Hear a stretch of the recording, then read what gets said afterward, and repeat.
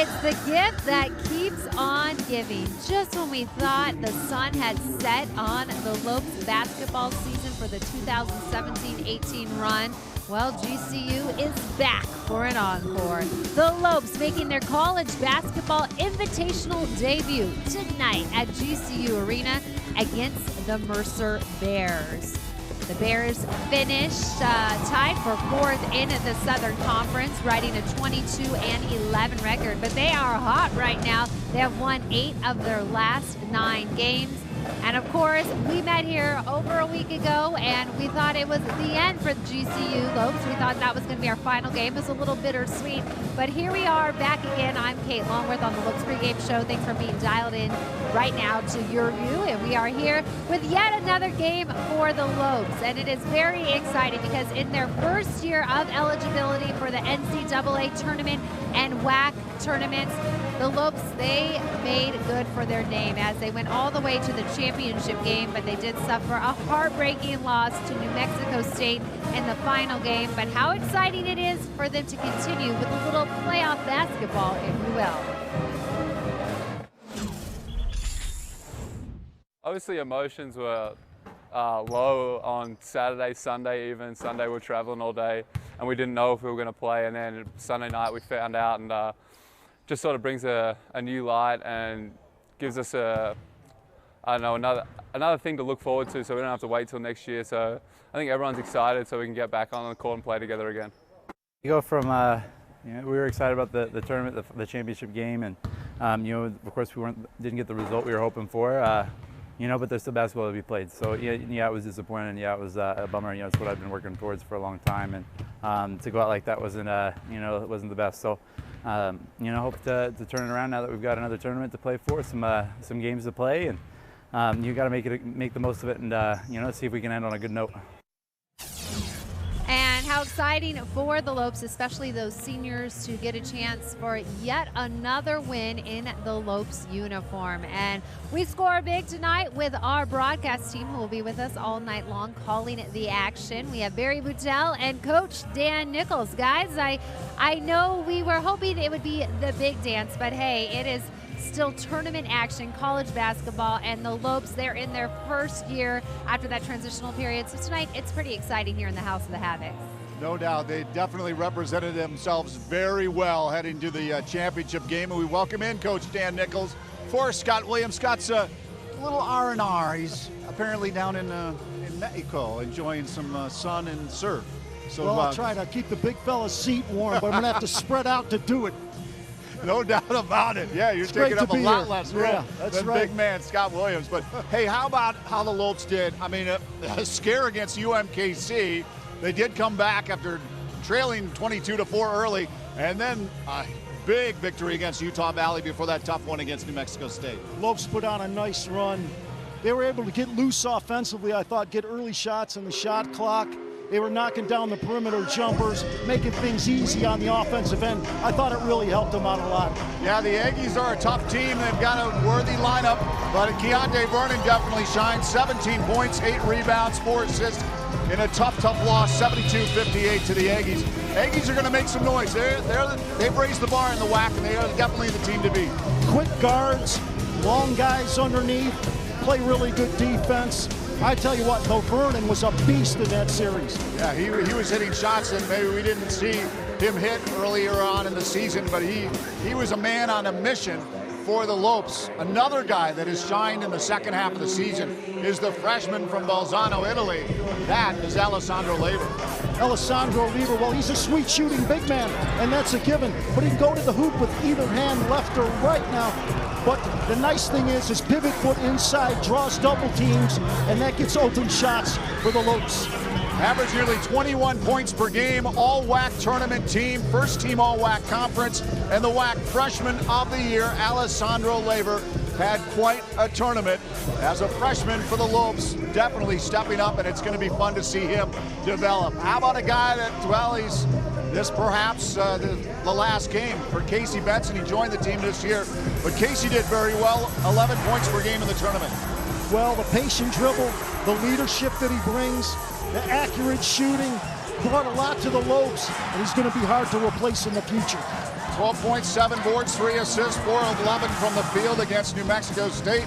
You look at the 11 points per game for Casey Benson to be called upon here again tonight as they take on the Mercer Bears. And the Bears coming in from the Southern Conference, 18-14 overall. They did lose to Wofford in the opener of this conference tournament, a team they beat twice in the regular season. But here's a team that stood tall against some pretty tough competition, including the likes of Alabama. This is a well-schooled, experienced team. They run a lot of sets, they mix up the defenses, and they shoot the ball from 3. It's going to be a tough night here. Lope's going to have to really guard the perimeter tough to hang in. A couple of guys we'll be taking a look at for Mercer. Jordan Strawberry, Daryl's son, and also Stephon Gels. That would make Strawberry shoot the basketball because his ability to penetrate and facilitate is what makes him probably one of the top point guards in that conference. And Jelks, that profile of Stephon Jelks has given us trouble in the past. 6'6", 6'7", can dominate the boards, but he also shoots a high percentage from the three-point line. Got to find him and check him out. Jelks leading the team in rebounding, and Strawberry, you saw the numbers from the arc. He is not afraid to heave it up from the three-point line. So great matchup to begin the lid lifter of the College Basketball Invitational. Kate, we'll send it back over to you. Thanks, guys. And before you go, quick question for you, Coach. When you look at the Lopes last time out on the court, obviously a disappointing loss to the Aggies, and this team was hoping for so much to punch that ticket to the big dance. But now here they are with another opportunity to make a name for the Lopes. But how does that loss against New Mexico State affect them? Does it carry over at all tonight? Well, I tell you what, a hangover, the headache, the lack of sleep, calling your mother late. You know what? That's why you play this tournament, to get over that. But you got to watch out because they're going to be ready too, and you don't want to double dip on the loss. You got to really bring it tonight. Real coaches, real players, they want to get right back at it, and I think that's what Coach Marley was doing here. Yeah, that makes a lot of sense. All right, thanks, guys. Don't go too far. You got a game to call. And Dan referenced that he thinks that's what Dan Marley is thinking. Well, is that what Coach is thinking? We'll find out right after this. Barry Patel goes one-on-one with Dan Marley to get his thoughts on that final game of the WAC tournament and why the Lopes still can hang their head high because they have done a lot this season. Barry sits down with Thunder Dan right after this.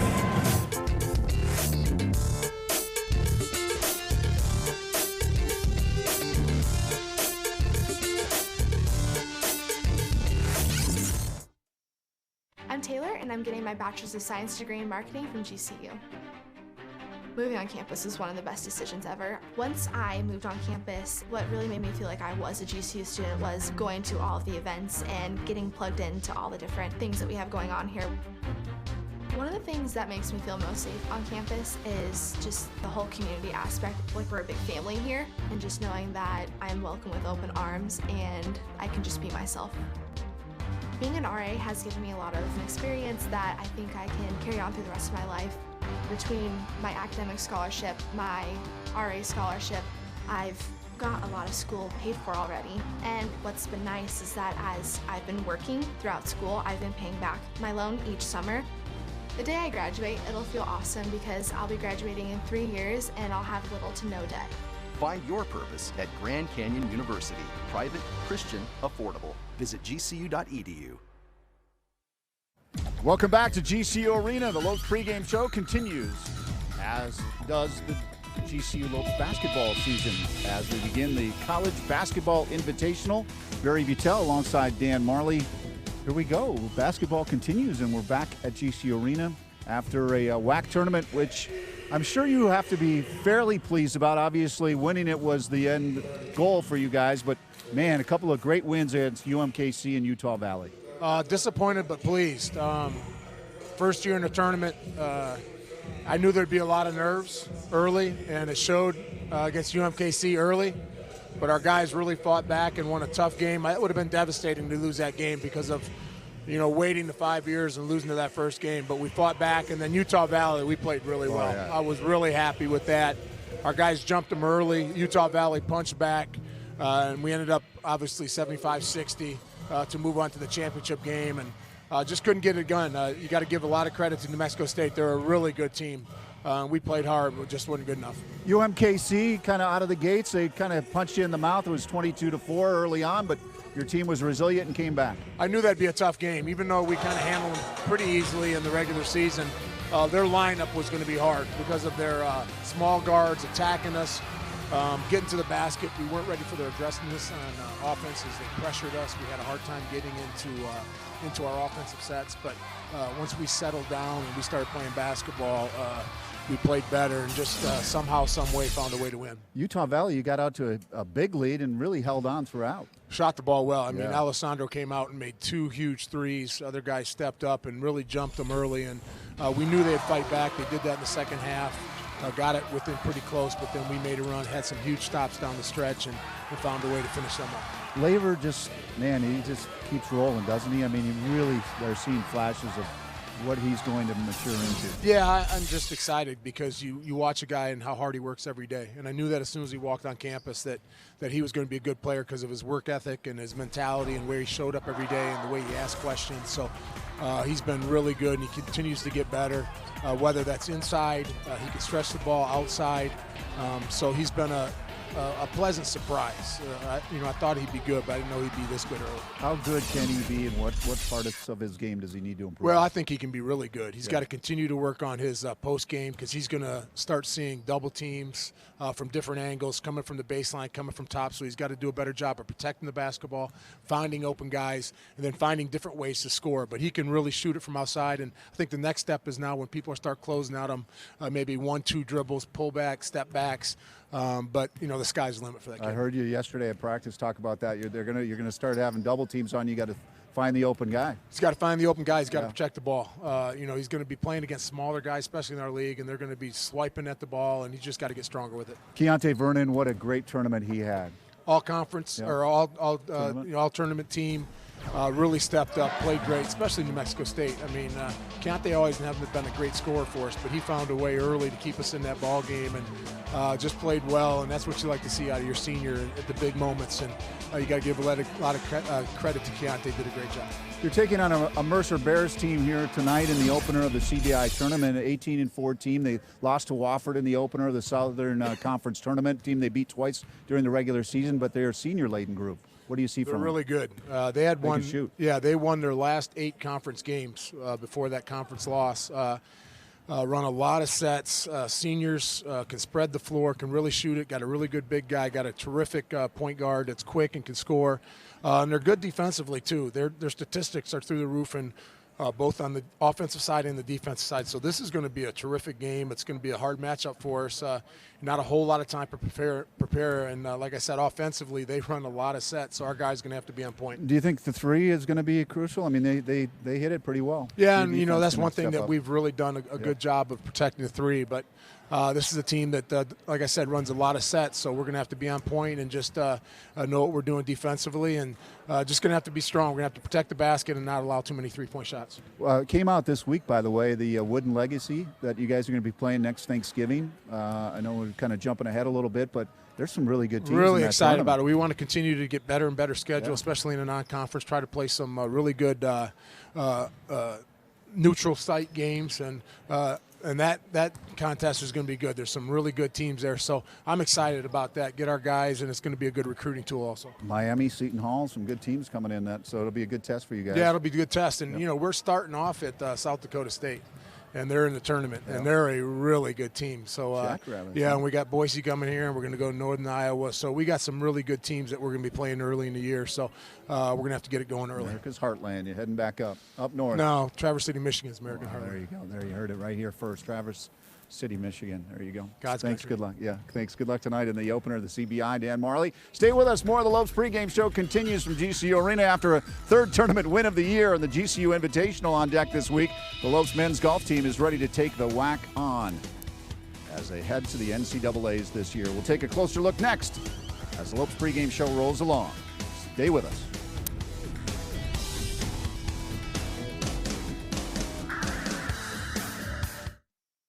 I'm Bianca, I'm a sophomore here at GCU, and I'm studying mechanical engineering. Arizona is completely different from Italy, but that's why I love it so much. I feel honored to be here at GCU. I feel like they truly care about who I am. If you're passionate and if you work hard, you can do it, and GCU is here to support you. I will be able to apply my knowledge and make a difference immediately. Find your purpose at Grand Canyon University. Private, Christian, affordable. Visit gcu.edu. At GCU, earning your degree online doesn't have to be without the college experience. To find your purpose, it takes support from those around you. GCU's leadership offers over 3 decades of experience in delivering real-world degree programs online. GCU's online class size averages less than 17 students with full-time faculty. Find your purpose online at Grand Canyon University. Call us today at 855-428-7692. Well, pregame show. We are back here at GCU Arena. We want to remind you, you can be a part of all the fun tonight by using the hashtag #LopesRising on both Twitter and Instagram. And you see tweets right now rolling on the bottom of the screen. Well, that tweet could be yours, so jump in and have some fun with us. It's exciting. We thought that our last broadcast was a couple weeks ago, but we are back, and so are the Lopes, looking for yet another win to pile on their 22-11 overall season record right now. I'm Kate Longworth. Thanks so much for being back here with us on the Lopes pregame show here on Your View. We've got plenty to talk about when it comes to hoops action. But first, we're going to switch gears a little bit, because after winning 3 tournaments so far this season, the GCU men's golf team, well, they are heating up like the desert sun.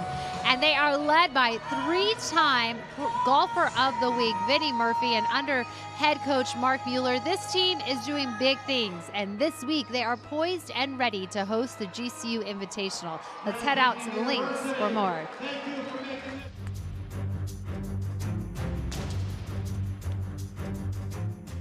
You know, I just want the guys to work hard. I want the guys to have a good attitude. I want to work hard. That's pretty simple. After that, you know, I just kind of let them do what they need to do.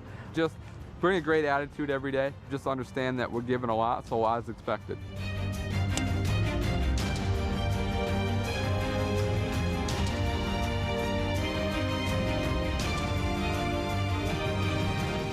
You know, we started a little slow, but anytime you can win twice, that's a good fall. And we played well in Pacific in a good event. But winning twice definitely makes things go a little better. And it was a good way to springboard into the spring.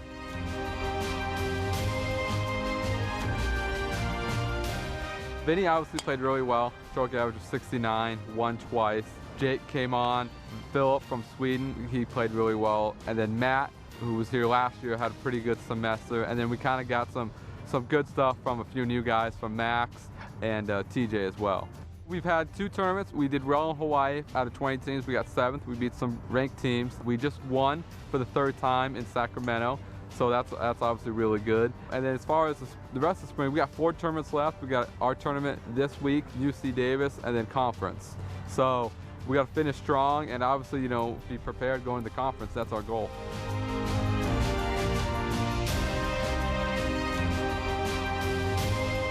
It's going to be some great weather. You want to see a lot of birdies, see good college golf, come out.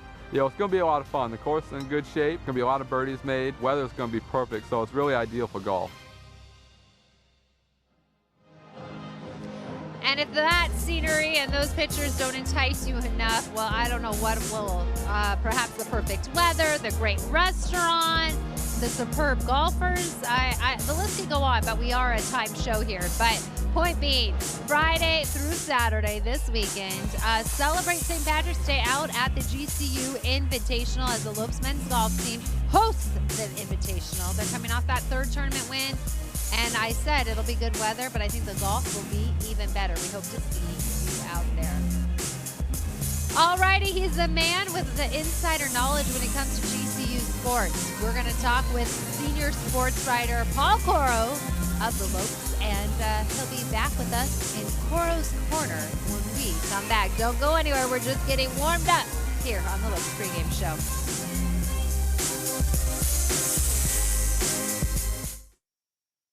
My name is Anthony Perez, and I earned my master's in education at Grand Canyon University. I feel that the degree program at GCU definitely got me ready and prepared me to be an agent of change, so that way I can lead my classroom to find innovative ways of solving the problems in education in the state of Arizona. Grand Canyon University definitely has a vibrant campus that has many resources that are accessible. Find your purpose at Grand Canyon University. Private, Christian, affordable. Visit gcu.edu.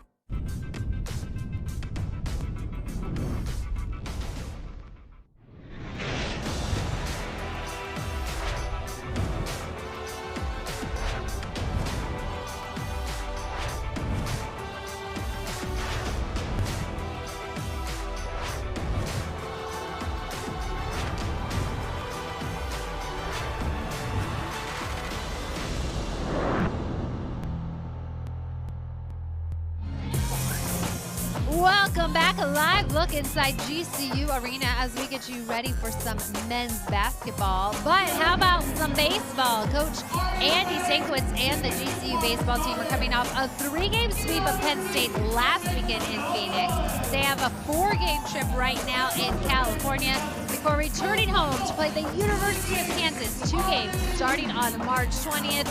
If you haven't been out to Brazel Field at the brand new state-of-the-art GCU ballpark, this will be a great time.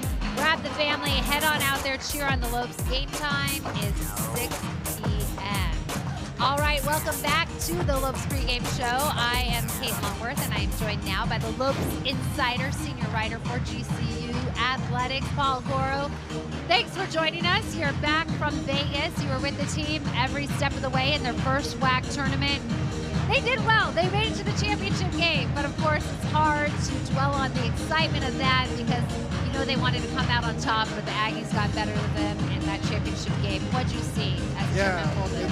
It's hard not to have the lasting images of those guys being so heartbroken at the end. That locker room could have heard a pin drop because they were so disappointed about how hard they fought to get there. They turned around their season late in the season. They had their first 5-game winning streak. They had the great comeback in the first round. Had one of their best efforts defensively, especially against Utah Valley, to beat them. And then that New Mexico State team just has been so pesky for them all season.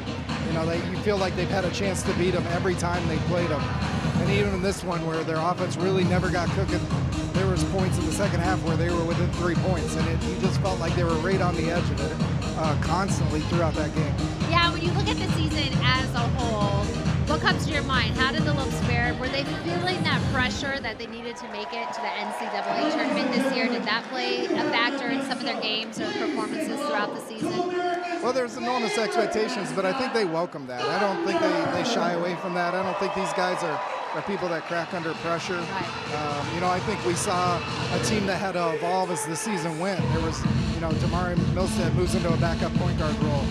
Alessandro Laver, another freshman, becomes the focal point of the offense. So they were changing and adapting as the season went. I think they were finding their personality. Casey Benson was a point guard who was coming into a new team. And you really saw him sort of feel more command of the offense and be more aggressive as the season went along. So there was a lot to adapt to, and they got to a place where they were playing their best basketball at the end, which is what you really want.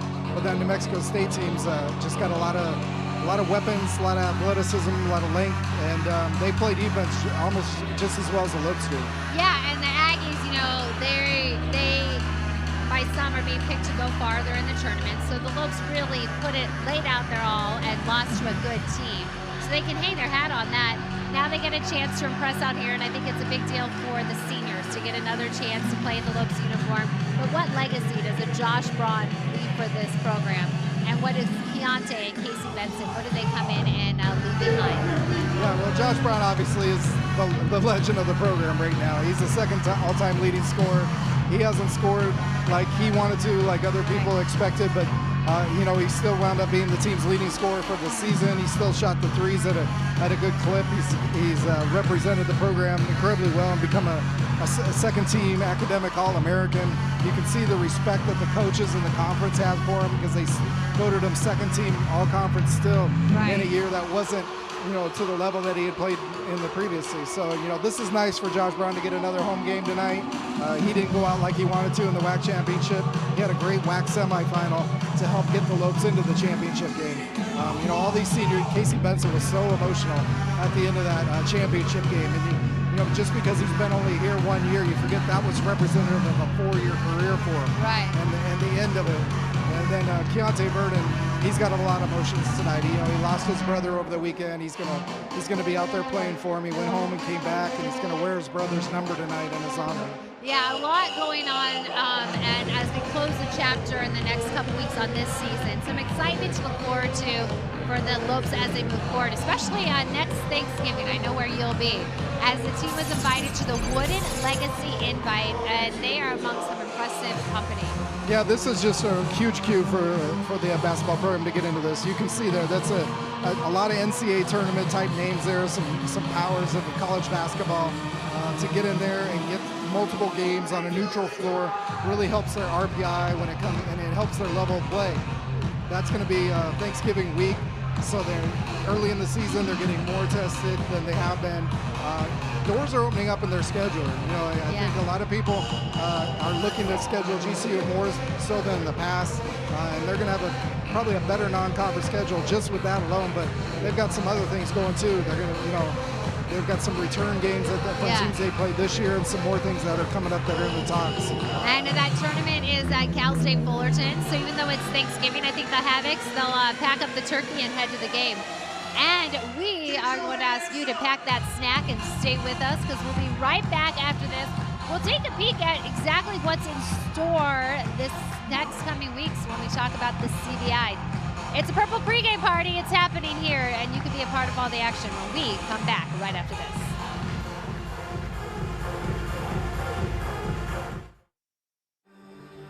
Hey you, are you ready?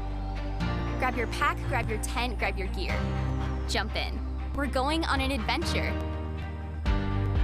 Here in Arizona, there's so much to see, so much to do, so much to experience. When I started my degree program at Grand Canyon University, I knew I was embarking on a journey. I never expected it to be such an adventure. Offering over 200 academic programs with a Christian worldview and nestled in the heart of Phoenix, you're never more than a few short hours from something worth remembering. At GCU, adventure is never too far away. Study hard, play hard, never stop moving. What are you waiting for?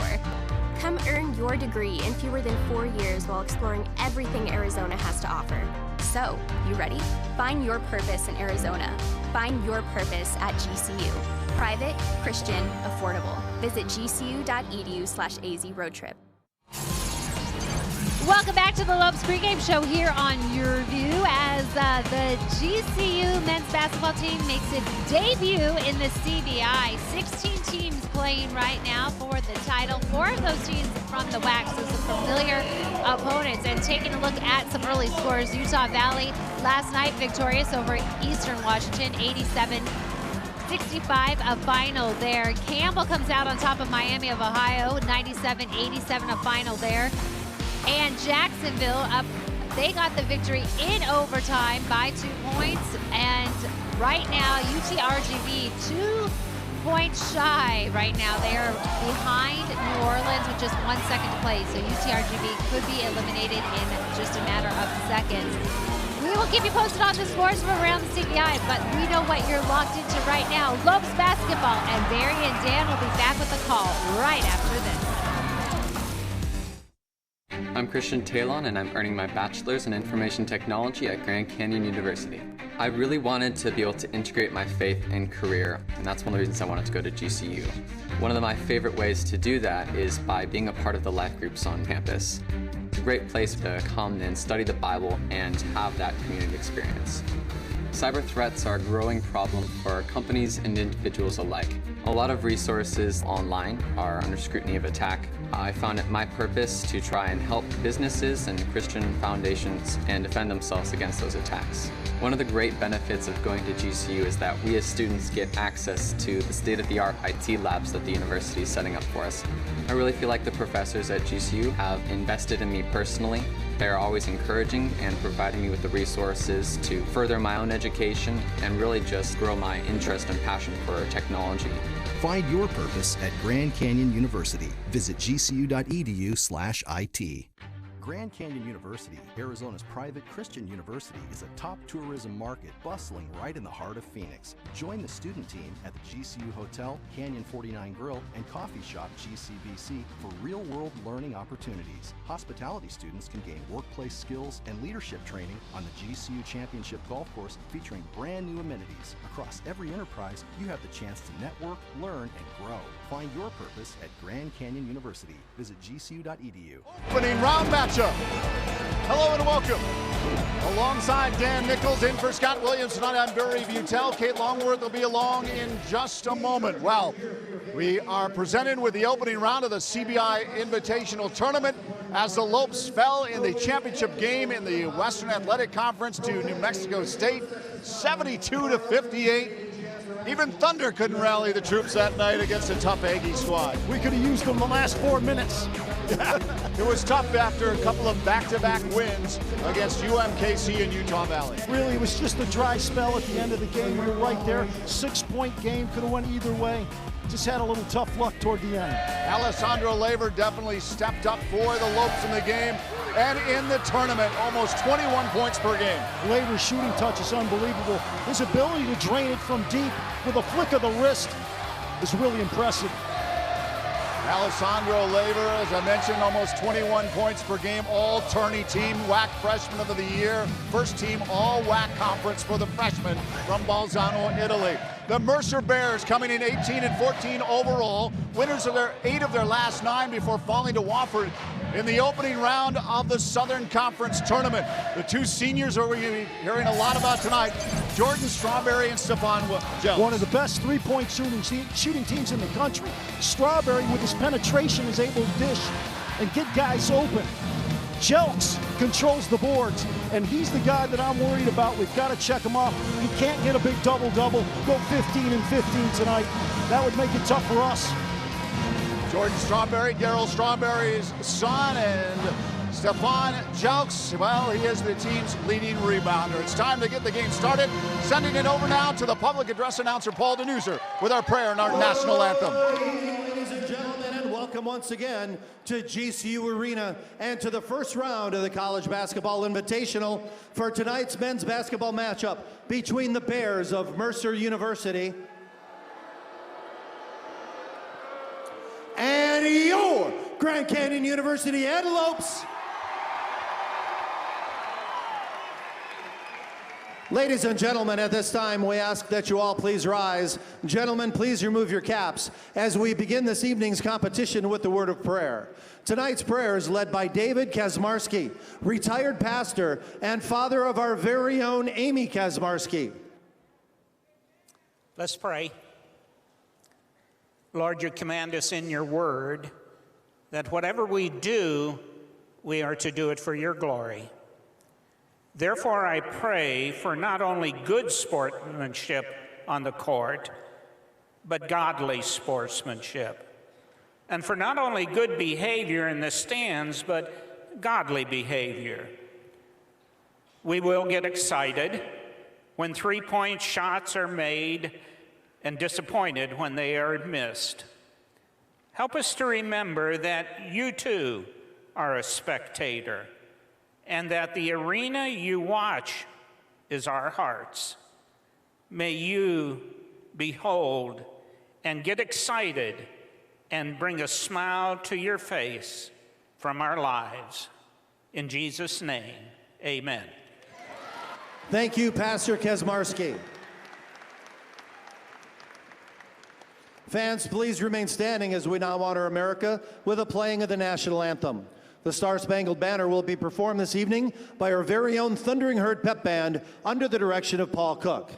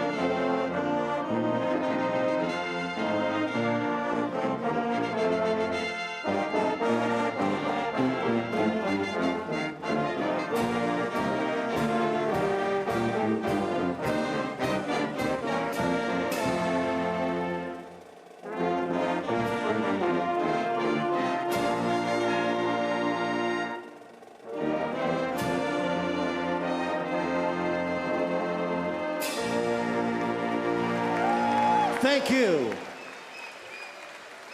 Tremendous prayer from Pastor Kazmarski and the Thundering Herd pep band with our national anthem. The Mercer University Bears, 18-14 overall, 11-7 in the Southern Conference. Their head coach is that man, Bob Hoffman. He's in his 10th season. Here are Coach Hoffman's starting five tonight. Jordan Strawberry, Ross Cummings, Dimitri Rivers, Stefan Jelks, and Desmond Ringer. Well, Dimitri Rivers, I'll tell you what, it's 6'8". It looks like he's going to stay inside, but he's going to float around on the perimeter. We're going to have to find him. He's really hot from three right now. He can change the game. Assistant coaches Dale Layer, Jason Eaker, and Jared Merrill for Bob Hoffman. 2013-14 Atlantic Sun Coach of the Year. Now we introduce you to GCU.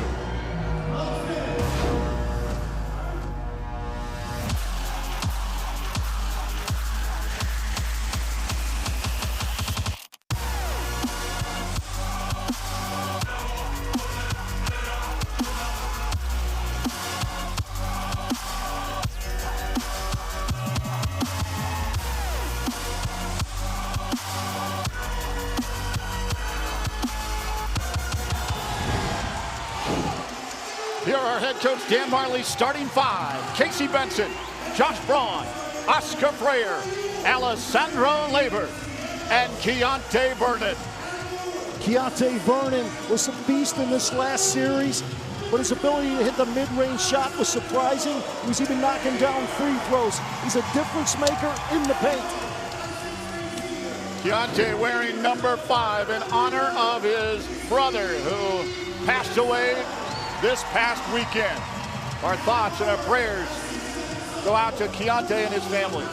I don't know how he's playing in this game, but I tell you what, he may come out big. No doubt. Dan Marley in his 5th season. The associate head coach is Todd Lee. The assistant coaches are Chris Crevalone and TJ Benson. Director of basketball operations is Luke Della Riva. The special assistant to the head coach is Brendan Sabian. And the graduate assistant is Johnny Hill. The Lopes, 22-11 overall, finished 9-5 in the Western Athletic Conference. Went to the Western Athletic Conference Championship, where they fell to New Mexico State 72-58. Good run, New Mexico State. I really liked them on the defensive end. I thought they gave us a little bit of trouble with the quickness and the pressure, causing us to get late in the shot clock in those games. Definitely are a team to beat, and many people think they will definitely knock off Clemson in that opening round of the NCAA. Time now for Dan Nichols, your 3 keys tonight. Well, I really believe we've got to do a good job of defending the three-point line. We've done it all year. We are the leading team in the nation. We've got to control Strawberry's penetration. If we go to him and double him, he's going to find open shooters. I believe you got to make him shoot the basketball. And I believe you got to limit Mercer's bigs. You got to keep him off the glass. Ringer's a giant inside. And of course, we mentioned Jelks. We have to do a good job, keep them under 10 rebounds apiece. Good scoring team of the Mercer Bears. Played Alabama to a 1-point loss. Yeah, Coach Hoffman, he runs a lot of sets. He runs pro sets. Does a lot of box stuff. Have to watch out off the set plays and off timeouts.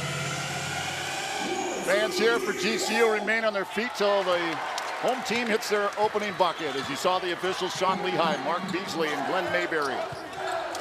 We're underway in Phoenix. So glad you could join us for the opener of the CBI. Straight man for Mercer. Laver looking for 3. Picked up by Mercer. Mercer on the run. Rivers. Dimitri. There for Strawberry. Hands it off to Cummings.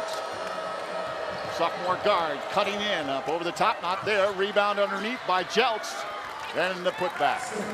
That's what I've been talking about, Jelks. There he is on offensive glass. Have to limit that. You'll put it back in at a high percentage rate. Casey plays catch with Freyer. Now to the right. Braun up high for Freyer. That's to kick it back to Jock. Laver. Benson off the wing. On a Mercer's bench. Cutting in inside the arc, leads for Braun. 3-2, has to get the shot off. 0 for 2 from the field of the Lopes to begin play. On the run is Jordan Strawberry, up high off the glass and in. Somebody's got to meet the ball. There's the penetration from Strawberry. Let him get all the way to the rim. Uncontested. 4-0 early lead for Mercer. Making Georgia. Frayer looks for 3. Ooh, misses there. Vernon on the rebound. Hits hard there with Rivers. Finally up off the ground. There's 4 guys down on the ground. Oh, Vernon holding that left ankle. Great hustle by the Lopes. Both Vernon and Braun on the deck. Looks like Keontae's okay. Casey, good! Fans can take a seat. Hits the 3. Relax, Benson just standing at the 3. We talked about his accurate shooting in the pregame. There it is. Strawberry from Anaheim, California. Son of Darryl Strawberry. Hands it off to Rivers. Stopping, popping, too heavy underneath his Ringer. Loses control.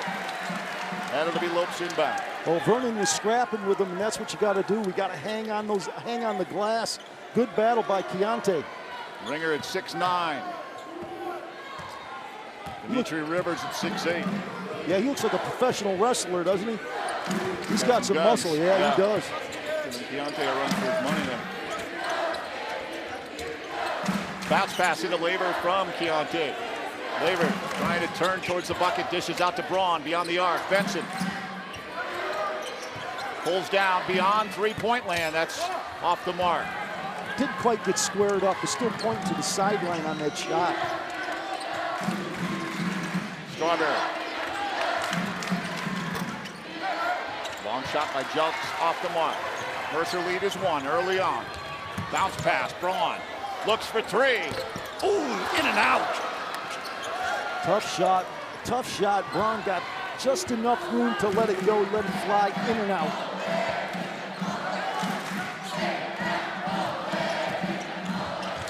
Strawberry stopped there by Laver.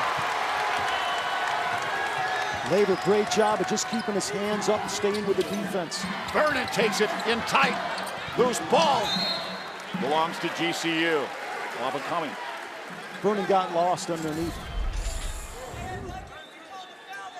Yeah, there's Laver, you know, sliding his feet, staying with it, kept his hands up. They never came down. That's why he didn't get the foul. Braun dishes for Benson. Takes it back quickly to Frayer. Braun looks for 3. Too heavy. Laver's there with a hand to get to Benson. Benson inside to Vernon. Back out to Laver. Inside the arc, pushes back out. They got a fresh 30. 20 remaining on the shot clock. Frayer wants the ball. Turns towards the bucket. Pulls back down, trying to drive. Ooh, foul called though. Got a block there. Mercer switching it up, went to zone defense, confusing the Lopes a little bit.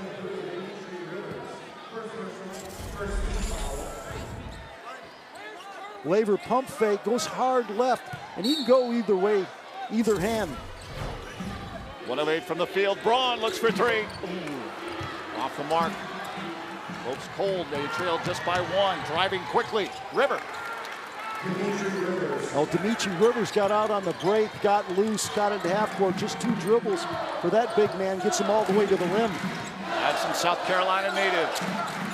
Gives the Bears a 6-3 lead. Long distance. Good for Oscar Frayer. Lopes real aggressive, taking the 3-point shot. Oscar Frayer draining it from deep on the right wing. Lopes 2 of 8 from the arc. Strawberry to his right. Kicks back out. Cummings pulls down. Now he looks again, and he drains it. Last Cummings. Oscar Frayer took himself out of the play. He dove in, missed the ball, and Cummings was wide open. Braun looks for it again. Oh, it's heavy off the mark. Pulled down by the Bears. Braun real aggressive, taking about 5 threes already. Back out. Look here. Cummings again. 42% from the arc. That's off the mark. Well, you're shooting on the move, and that's a little different. That ball drifted in the direction he was flying. Vernon towards the hoop. In and out. Won't drop here for the Lopes. Well, you can see Jelks up close. He is a good rebounder. He's right on the ball, big wide back, jumps well. 2 of 12 from the field, 16.7%. Strawberry underneath. Braun with a foul on Ringer. Talking about that early, Strawberry drew the double, and there he found Ringer. You gotta watch out. If you really think if you make him shoot the ball, you're better off. Timeout on the floor, 9-6. Mercer on top of the Lopes. Let's send it over to Kate Longworth.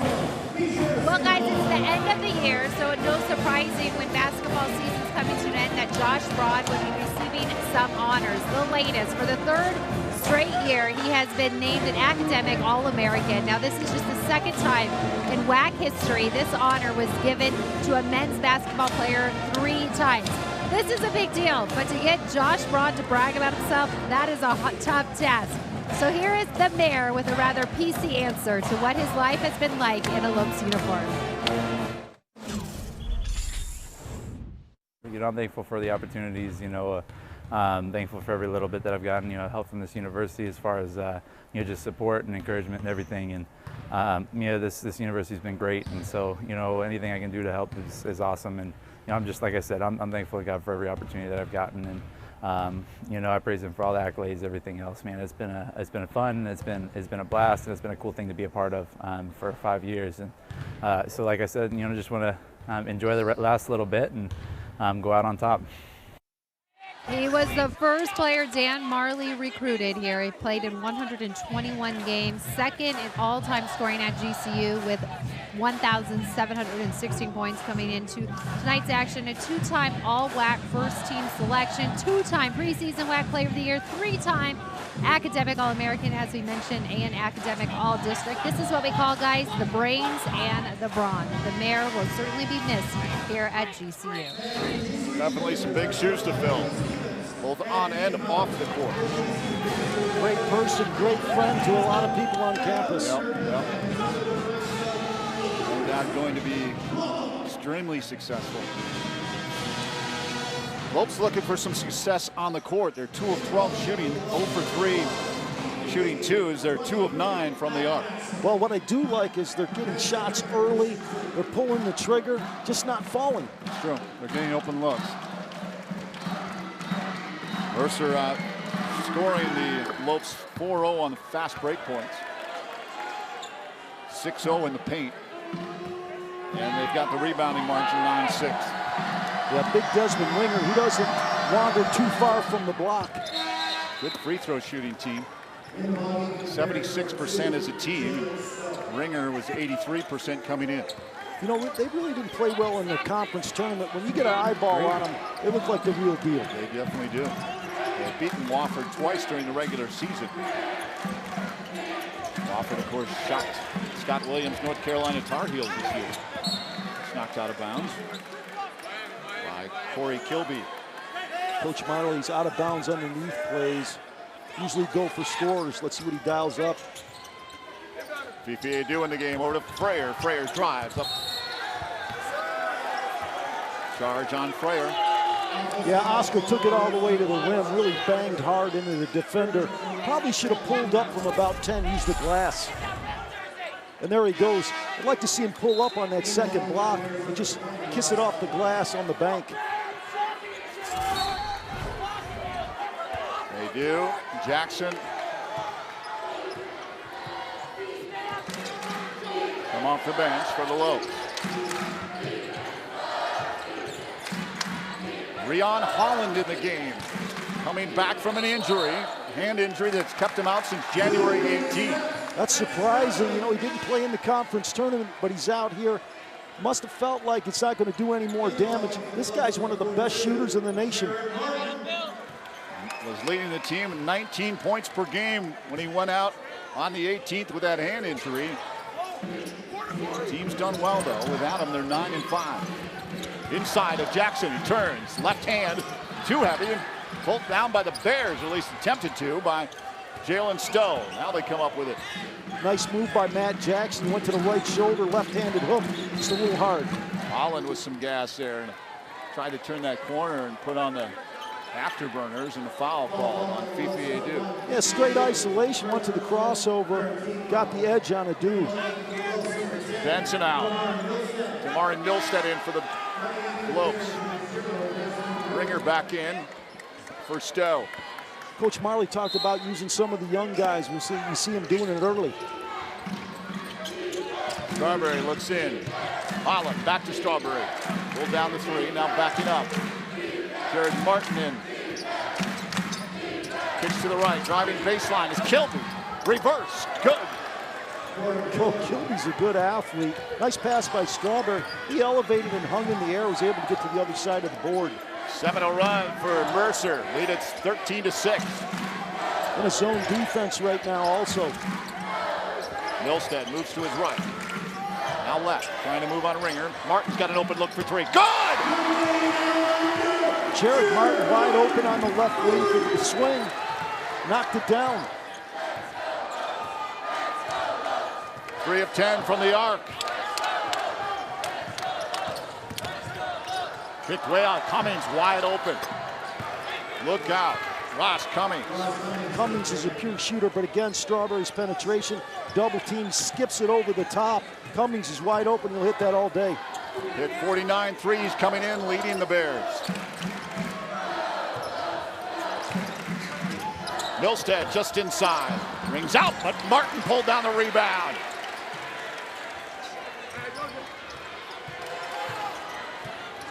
Milstead back to Adu. Jackson quickly inside to Laver. Laver had the mismatch. Strawberry had the foul, basically an intentional foul. Kilby goes baseline, elevates and hangs. He's probably the best athlete on the team. Martin just sitting on the left wing, wide open. Like the way he set his feet, took his time. Milstead eyed there by Holland. They do bounce pass, careful, reaching in looks like Cummings. We're getting some mismatches inside. Blumsburg, this time he's inside, he's camping out, and Cummings fouls him. Kilby's going to come in for Cummings.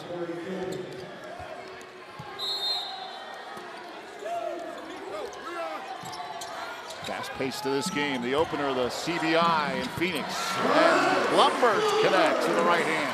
Blumberg shows nice touch, goes to the left shoulder, easy hook inside. 5-point Mercer lead. Cohen, Marcus Cohen in the game, leaves it for Holland. Holland looks for three. That's off the mark. Tries to get that scoring touchback. Ooh, look out. Timeout on the floor. 11:50 to go, opening half. Mercer on top by 5.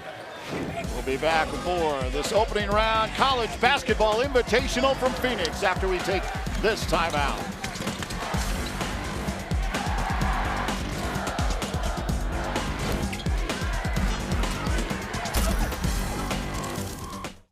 I'm Dewey, a student here at GCU studying communications. My dad graduated from GCU in 2009, and he is definitely bleeding purple. He loves GCU to the max. For me, choosing to follow in his footsteps was the best idea I could have chosen. I absolutely love sports, playing them and watching them, and I could talk about them all day.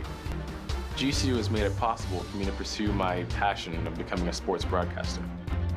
The program they had here and the direction it could take me was exactly what I wanted and what I needed.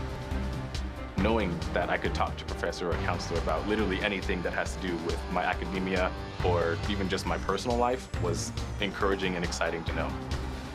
The friends and the roommates that I've had in the last 3 years have made my quality of life 1,000 times better. I am a GCU Lope, and I will forever always be one. Find your purpose at Grand Canyon University. Private, Christian, affordable. Visit gcu.edu. Welcome back. The Lopes by 5 and are trailing by 5 to Mercer here in the CBI debut for GCU. But we take a look back on senior night, a special night for Keontae Vernon and his teammates as they played in their final regular season here at GCU Arena. But for Katie Peterson and Keontae, the moment will never be forgotten because Keontae got down on one knee, proposing to his girlfriend, a former GCU student. And don't worry, Dan Marley was in on it all. he actually joked that Keontae knew better than to pull a stunt like this without his blessing. But Marley got a little bit emotional even in watching that. He is a fan of both Katie and Keontae. We wish them the best of luck. And Keontae was grabbing some national headlines, people saying, what a way to go out as a senior with a big moment. Sometimes you see it on the football field. Yeah, I hope when the guys aren't watching that, they're not going to go atop it. Oh, Cummings can't hold on to that one right in front of our location. Coach Hoffman obviously not pleased. Coach Marley dialing up a little pressure out of the timeout. Bench has done well for GCU. 5-2, they have the margin. Martin hit that big three. Blumbergs, he's got a bucket. Loses that handle, though. Well, you can't show the ball to a small guy like Holland there. You know, he just picked his pocket. When you ice cream cone it, they're going to grab it. Yeah, you can put an ice cream cone in front of me, man. I'm going to grab it. You bet. Yeah. Chocolate chip would be my choice. Strawberry, long distance, short. Jackson.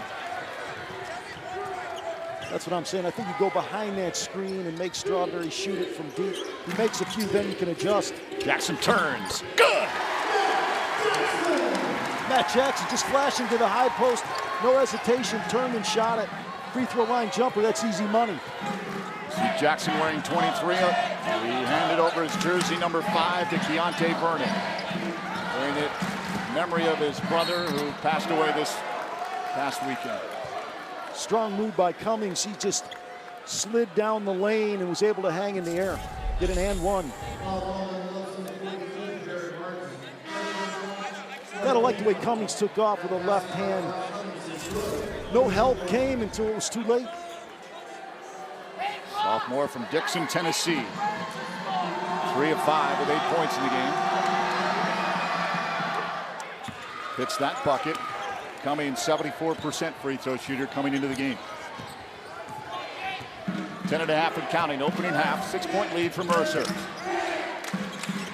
Martin looked inside, bounced past Blumbergs. Kicks back out. Martin, ooh, almost lost it. Gives it back to Roberts. Hands it off. Martin cuts in. Loading right hand and good. Jared Martin really aggressive. Just playing two-man game. Went right to the hole. Easy money. Ropes bench holding a 9-2 margin. They've really put some life into GCU here. Strawberry working on Martin. Crossover to his left. Kicks back out. Long distance shot. That's good. Connecting there, Dimitri Rivers. Talked about Rivers earlier. Can't leave him alone on the three-point line. He's got a nice touch. You can see the release. Milstead over to Adu. Mari takes it back. Milstead to his right. Cuts back in. Kicks out. Blumbergs. Long time for her to look at that one. Fifi cutting in though, and it fouls Cummings. Thought that was a tough call on Fifi. Ball's right in front of him. Have to let him go for it. Benson back into the game. For Milstead.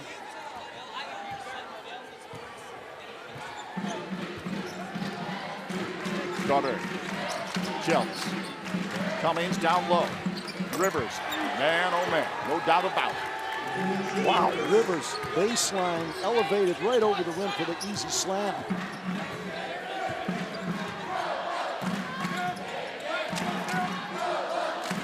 Martin kicks back out. Benson pulls it down. Martin drives baseline, looks back out. Open look for three. Good for Casey Benson. Nice job ball movement. I like the way Casey spots up, steps into the shot. He's hugging the line. High percentage. 4 of 12 from the arc. Laver and Freyer back over the scorers table, getting set to check back in. Ringer in the corner, back out Strawberry, cuts into the right, looks to slice in. Martin put a stop to that. Strawberry looking for an opening, now left, tries for a little bit of room, step back off the glass, not there, pulled down by Blumberg. Excellent defense by Jared Martin. Kept Strawberry out of the paint and made him shoot over the top. Benson trying to get some help from Blumbergs. Martin has room for three. That's in and out. Jackson pushes it back. Fresh 30 on the shot clock. That's the second or third time the Lopes have been able to slap the ball out and get an extra opportunity. Benson to his right, over to Adu. Crosses over to Martin. Martin slices in. Not there. Blumberg's is foul called and a charge to Martin. Yeah, Martin arguing that the defender was behind the arc, but Glenn Mayberry says no. Martin straight left hand. I thought that defender was there a little bit late. Timeout on the floor, 24-18 is the score. The bench points in favor of GCU. Barry Butel, Dan Nichols, and Kate Longworth with you. Yeah, the bench has come in, Dan, and they're outscoring Mercer 9-2 in this game. Martin's hit a big bucket from 3. Blumberg has stepped up as well. Jared Martin's done a nice job. He's being really aggressive offensively. You mentioned Blumberg's nice touch inside. If he can get it going from 3, he's been open a couple of times. Long distance, the arc there, 4 of 13 now from long distance. Blumberg's inside. Yeah, you can see him going to the left shoulder hook. He has a nice touch. And Matt Jackson flashing to the free throw line. He can hit that all day. Martin strong to the hoop. 6 offensive rebounds for GCU. And send it back over to Kate Longworth. Well, guys, we can see what the Lopes can do on the court. We've been watching them all season long as they've garnered 22 victories. But they do big things in the classroom as well, and they make the most of their time against their competition to come up with some big honors at the end of the season. Laver getting first-team All-WAC honors, also named the WAC Freshman of the Year. I don't think there's any surprise there. And he was also named to the WAC All-Tournament team. We talked about Josh Braun and how great he is in the classroom. You also see he picked up that second-team All-WAC honor. Oscar getting the first-team All-WAC defensive team, and Keontae Vernon named to the WAC All-Tournament team. It's neat to see a couple seniors on this list, but also great to see the future of the Lopes while they are in good hands with great leaders like this.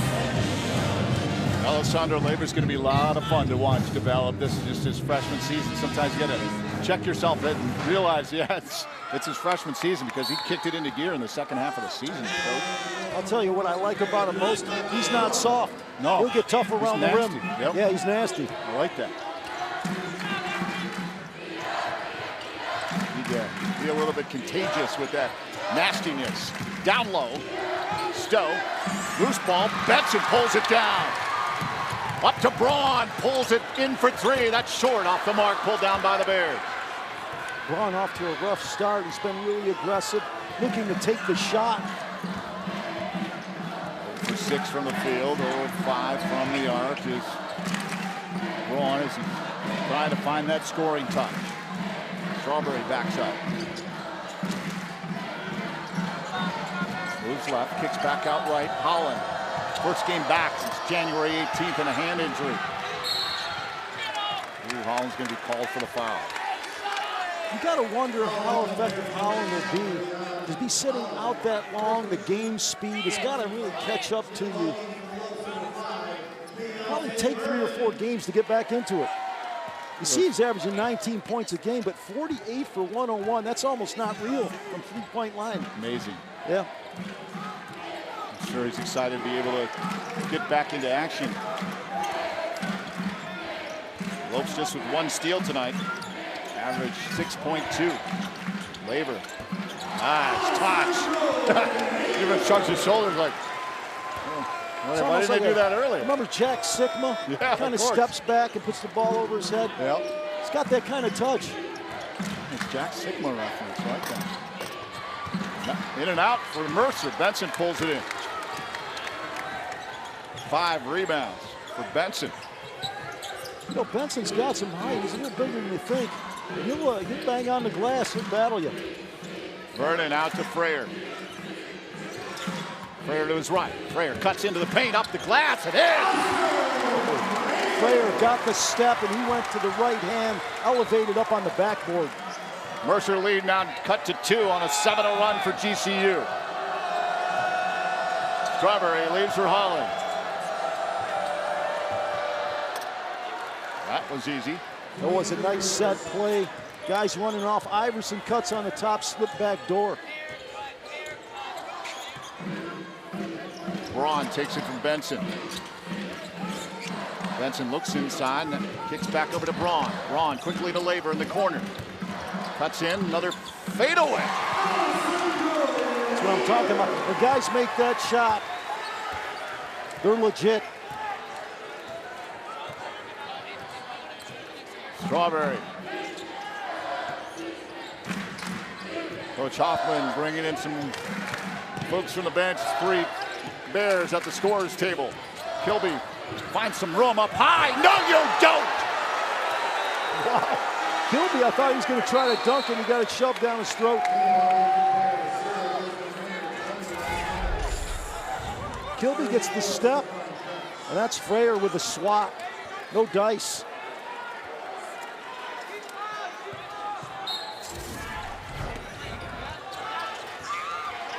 Big bodies in for the Bears. Cummings in the corner. He's been hot early. Strawberry looks for 3.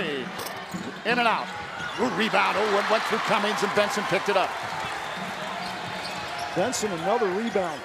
Freyer, he wants 3. Not there. Too heavy. Rebound kicked up by Cummings.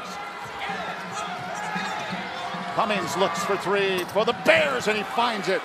Cummings has been lethal from three-point land. 3 of 4, 12 points in the game off the glass for the Lopes. Vernon inside, old school rolling hook across the lane. And back and forth we go in this opener of the CBI tournament.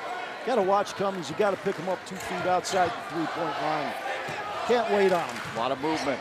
Ooh, almost lost it. Freyer on him, trying to take time and space away. Who do we got? That is on Cummings. Freyer playing tenacious D. Oscar Freyer got into Cummings' chest, picked his pocket. Cummings trying to dig for the ball, picked up the foul. It was a good call. Freyer, part of the old defensive team in the WAC. Yeah, you closed the distance, and he did, and he poked it away. And as you see, Cummings getting desperate, and that's why he got the call. Approaching 4 minutes to go. Opening half, Phoenix, Arizona. The Lopes trail it by 3. This is a really good game, really interesting, high-paced. Ooh, errant pass by Laver, looking for Vernon. Time out on the floor, 3:55 to go, opening half. We'll step aside and return to GCU Arena on the campus of Grand Canyon University. The Bears lead it by 3.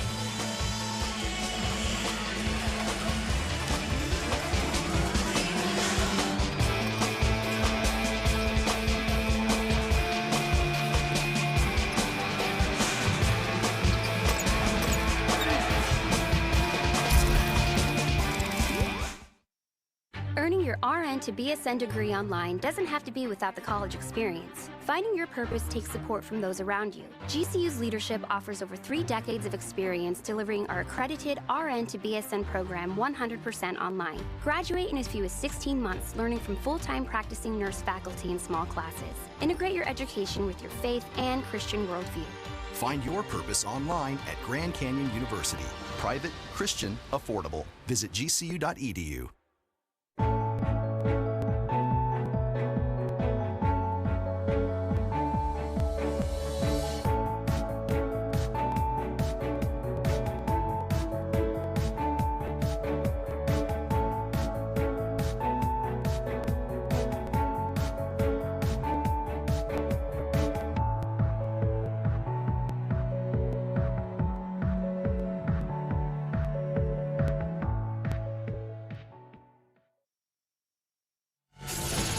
We have a 3-point game here as the Lopes make their CBI debut. They're trailing the Bears right now, but here's a look at this 16-team bracket.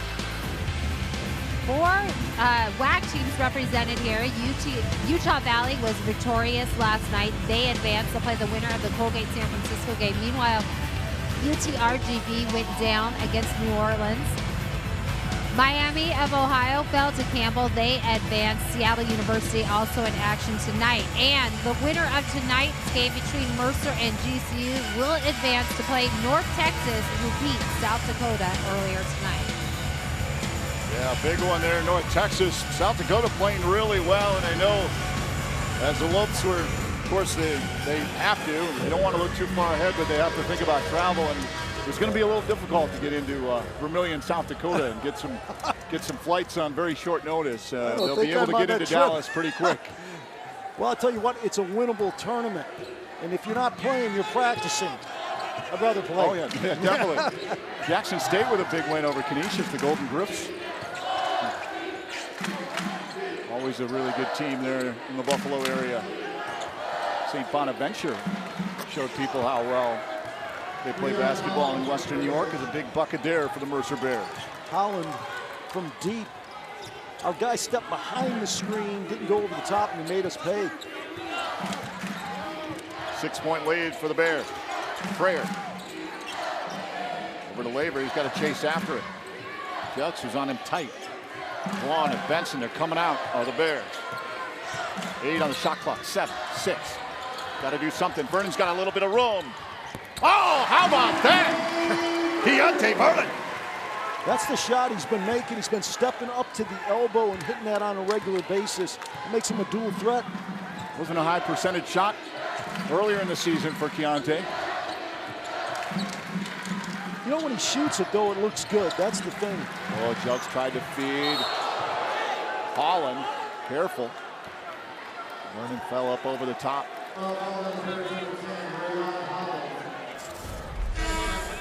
Well, if you don't think guys want this game, you're mistaken, because it's about the 3rd or 4th time people have been on the deck. Holland bounces up. There's one guy I don't want landed on me. No. Jelks would be another one. Laver, Frayer, 2.5 to go. Benson for 3. Ooh, in and out. That ball was all the way down. Benson quick trigger off the screen. Strawberry taking some time. Coach Hoffman yelling out the set. They caught about 39 different sets in their last game.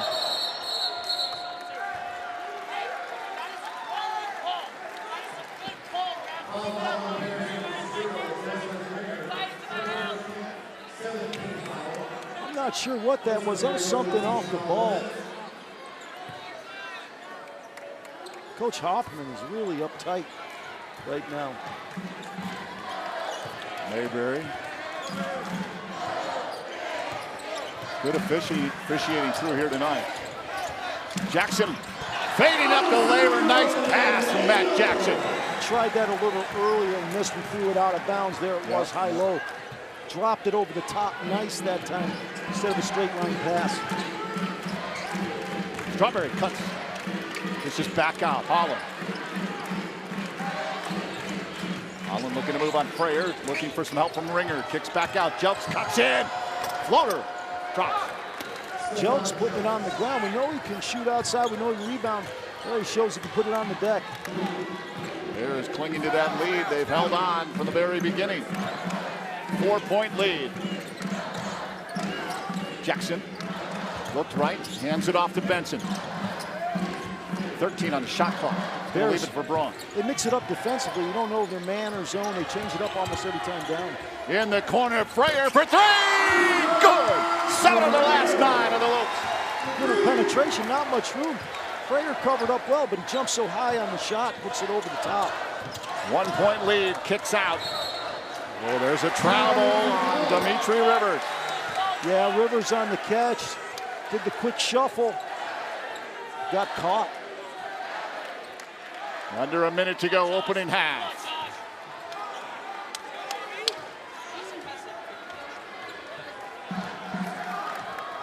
Benson crosses center court. Look back at Marlowe. Laver just inside the arc. Oh, big rebound. Braun picks it up. Fresh 30. Nice job by Josh scraping across the key, getting that long rebound. Get another opportunity. Both coaches active up off their benches. Braun cuts in, kicks out. Laver for 3. Not there. Rebound pulled down by the Bears. Lopes looking to take their first lead. Unsuccessful though. Hoffman wants his team to move up. Timeout's going to be called. Coach Hoffman screaming for a foul underneath. There really wasn't anything there. It was mistimed jump on the rebound. Sent Howland right to the ground, but he wanted a call. He wanted a push. GCU Invitational coming up this weekend. Great weather here in Phoenix. Come on out to the GCU Championship Golf Course Friday and Saturday. The men's golf team hosting the GCU Invite. The Lopes are coming off their 3rd tournament win of the year when they rallied from 5th place on the last day of their 2nd consecutive win at the Sacramento State Invitational. Weather should be great. Come on out. I'm going to hang out. I'm going to buy some lunch out there. Yeah, the brand new clubhouse. That's rough. Oh, that's restaurant, right. clubhouse, the Lope House. Great golf as well. Beautiful course if you haven't played it, of course. They don't let me out there because I'm putting too many you and me marks on the course. Well, you never know where it's going to go, and of course there's some roads that are close by, so they got my picture there at the Strawberry.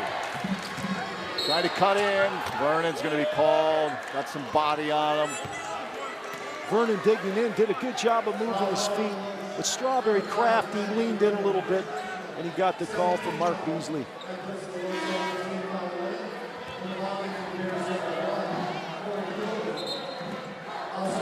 .5 on the clock. The Bears looking to add to their 1-point lead. That's a case where the offensive player almost draws the contact, especially if they know what they're doing. Yep. They're smart, right? Yep. It's just being smart and knowing who's guarding you.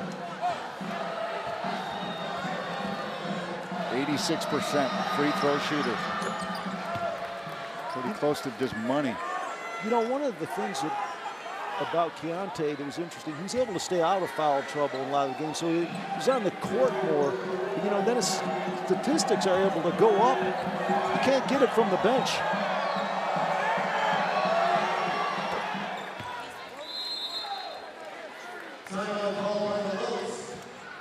Lead is now 3. There's 2.5 seconds remaining. And the Lopes will no doubt try to find the equalizer from long distance. Dimitri Rivers with 9 points in the game. He's just a guy you got to find. There he is on the break. You know, his length is troublesome. There he takes it hard for the two-handed jam on the baseline. Oh, yeah, he can shoot the basketball. High percentage from three-point line. He looks like a, you know, I got to say, he looks like a pro with that kind of size. Yep. 6'8", lean at 180. He should find a paycheck somewhere. Milstead, long distance. Oh, it doesn't go. He was on line, then it bounced up. I thought it was going to drop. So the Bears leading start to finish here in the opening half, lead it by 3 in a up-tempo opening half of the CBI Lid Lifter. Let's send it over to Kate Longworth. All right, well, Coach, it's close here at the break, but you guys did start off a little slow shooting, 2 of 14, but then you picked up the pace. How did you like the progression you saw in that first half from your team? Well, I mean, we did miss a lot of shots early, and then we started playing a little better, but I'm more concerned about the defensive end. Just breakdowns, not guarding the basketball, not protecting the basket, just mental breakdowns that we shouldn't be making at this time of the year. Yeah, they are shooting just over 52%. What adjustments do you make? Well, they're a really good offensive team, and we knew that going in. They run a lot of different sets, but we still have the same principles, and we're not doing them. All right, thank you very much. I'm sure that will be the message to his team. You know Dan Marley always hangs his hat on strong defense and rebounding, so I'm sure he's going to want to see an improvement from the Lopes guys. Yeah, rebounding's even up. Their fast break points, though. Mercer has the edge, 7-zip. They have the lead by 3 at the half, 36-33. We'll be back with more of our halftime festivities from GCU Arena in Phoenix after we take this time out.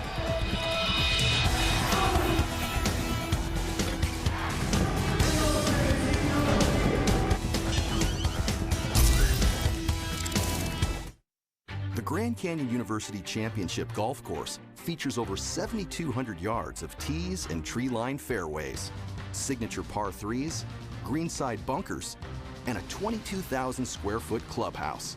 The Lope House restaurant, serving modern American cuisine, is open to the public 7 days a week. Come experience the best golf and dining destination in the heart of Phoenix. Book your tee times at gcugolf.com. My name is Anthony Perez, and I earned my master's in education at Grand Canyon University. I feel that the degree program at GCU definitely got me ready and prepared to reach both short and long-term goals. It's definitely prepared me to lead my classroom and also be a teacher leader to find innovative ways of solving the problems in education in the state of Arizona. I'm definitely committed to student success, and so I'm very passionate about working with students. What I absolutely love is when they get that spark in their eye and they understand a concept. When I have those moments is making it all worthwhile in everything that I'm doing. Grand Canyon University definitely has a vibrant campus that has many resources that are accessible. I feel that GCU has prepared me to be an agent of change so that way I can support and advocate on behalf of children in the state of Arizona. Find your purpose at Grand Canyon University. Private, Christian, affordable. Visit gcu.edu. Welcome back to the Lopes halftime show here at GCU Arena, where it is Havoc's halftime. They're playing a little bit of their version of like a musical Chairs. Meanwhile, there is music playing during the game too, as the Lopes try to play a little bit of a catch-up game here as they are down by 3 to the Mercer Bears. I'm Kate Longworth. Thanks so much for being here with us, and I am joined by women's head basketball coach Nicole Powell and star of the Lopes team, August Achard. Ladies, thanks for being here with us. And first, we'll start with you, Coach. Your first season with the team, and it was kind of a tale of 2 different seasons. You guys had a slow start, but picked up in a big way the second half of the season. What do you attribute your success down the stretch to? You know, I think it just took us some time to feel one another out, for them to kind of pick up on the things that we were asking to do, and just get better. You know, we had a lot of different players. We just hadn't had much time together with the new system, and things finally started to click second half of the year. These guys did a great job. It was the first time that you guys were tournament eligible. You got to play in that WAC tournament. Started off big with the victory. What did that mean to you with your career and building up to that moment to go to Vegas and get that first victory? Well, being here the last 5 years, it's definitely something I've had to work towards every year, and we've been building towards it every season. So being a 5th year and getting this year back was definitely special, because Vegas was definitely something I wanted to experience in my career. So I'm definitely glad I was able to do it, and I was able to do it with a great group of girls and a great new coaching staff. So it's definitely something very special. Being in a Lopes uniform. Oh, I've got so many memories. You know, just the people that I've been surrounded by, basketball is taking me everywhere. Lots of places and new experiences that I've got to experience. So I'm just excited that I had the chance to play here at GCU, and it's memories I'll have forever. You, of course, had a stellar senior class, but the future is bright for this team as well. What do you hope to build on from this season? What are you looking forward to in the years to come here at GCU? You know, I think sorry it's so loud in here. It's a fantastic atmosphere. I love it. GCU community out here bold. You know, I think these seniors really left a great mark. You know, it's the first time that we were on the stage in postseason, the first time that we had a chance to compete at the WAC tournament in Vegas, and that's tough to do when you haven't been there before. But our seniors led with their experience, and what they left for the future is what it takes to be successful. They played their hearts out. It was heartbreaking to lose, but they can be really proud of their effort, and I think our future, our freshmen, our returners coming back, have a great foundation to kind of reflect back on and go out next year hopefully and do better. What are some of those basics of that foundation? What are the lessons you wanted your young players to learn this year and carry with them?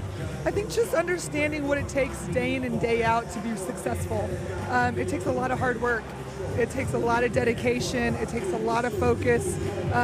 You know, it's not always fun to be a collegiate athlete. All the things these guys sacrifice their bodies, being mentally tough, and also instilling the foundation that we wanted to as coaches. What's our culture? How we do things, the offense and defensive things that we run. Things are going to be a ton better next year. But these seniors did an incredible job for us. And I know basketball means so much for you in this area. Your youth spent playing here in high school days, and you guys have an exciting tournament coming up in June. The the basketball camp coming up, and what will that mean for you to be a part of that, and knowing what the future is bright for the youth will be involved? You know, I mean, Arizona basketball is my heart. You know, I'm the one who kind of got to experience that as a young athlete all the way up through college and now coming back. And so to be a part of that journey for young athletes, you know, we've got our regular camp for the middle schoolers and 8th graders, which is always so fun, and they're just learning the fundamentals. Our collegiate athletes, our student athletes are a part of being here, being their mentors and being examples. And then going to teen camp and getting those high school players out here and getting a chance to compete. I enjoy it. We loved seeing the players out here from all over the state. All right, well, we wish you the best of luck in the years to come, and of course at that camp. And August, it's been a pleasure to cover you the past couple of years. Congratulations on a great year in the Lopes uniform and a great career as well. Thank you, appreciate it. Lopes up. Best of luck in the game of life now. And speaking of which, we're going to talk a little life, we're going to talk a little basketball. No, we're going to talk a lot of basketball. When we come back, Barry and Dan Nichols are back with us, bringing you highlights, stats, and much, much more. Don't go anywhere. The Lopes Halftime Show will be right back.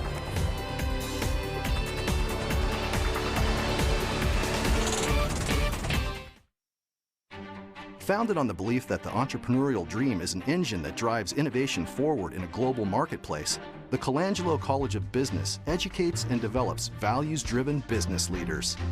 Our graduates exemplify the principles of servant leadership and entrepreneurship.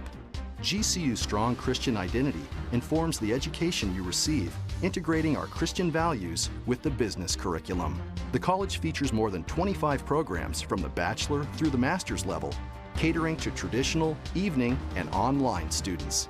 These programs serve a diverse set of aspiring business professionals who not only learn in the classroom, but gain real-world experience operating actual businesses. Our students also receive unique access to Jerry Colangelo's legendary experience, leadership, and connections throughout the business world. Find out more at gcu.edu/business.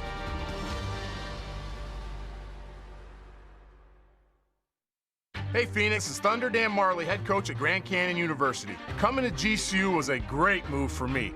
Join Antelope Nation by enrolling as an evening student at our beautiful campus in the heart of Phoenix. Earn your bachelor's, master's, or doctoral degree to take your career to the next level. Engage with industry expert instructors in small classroom settings where you can get the support you need to excel.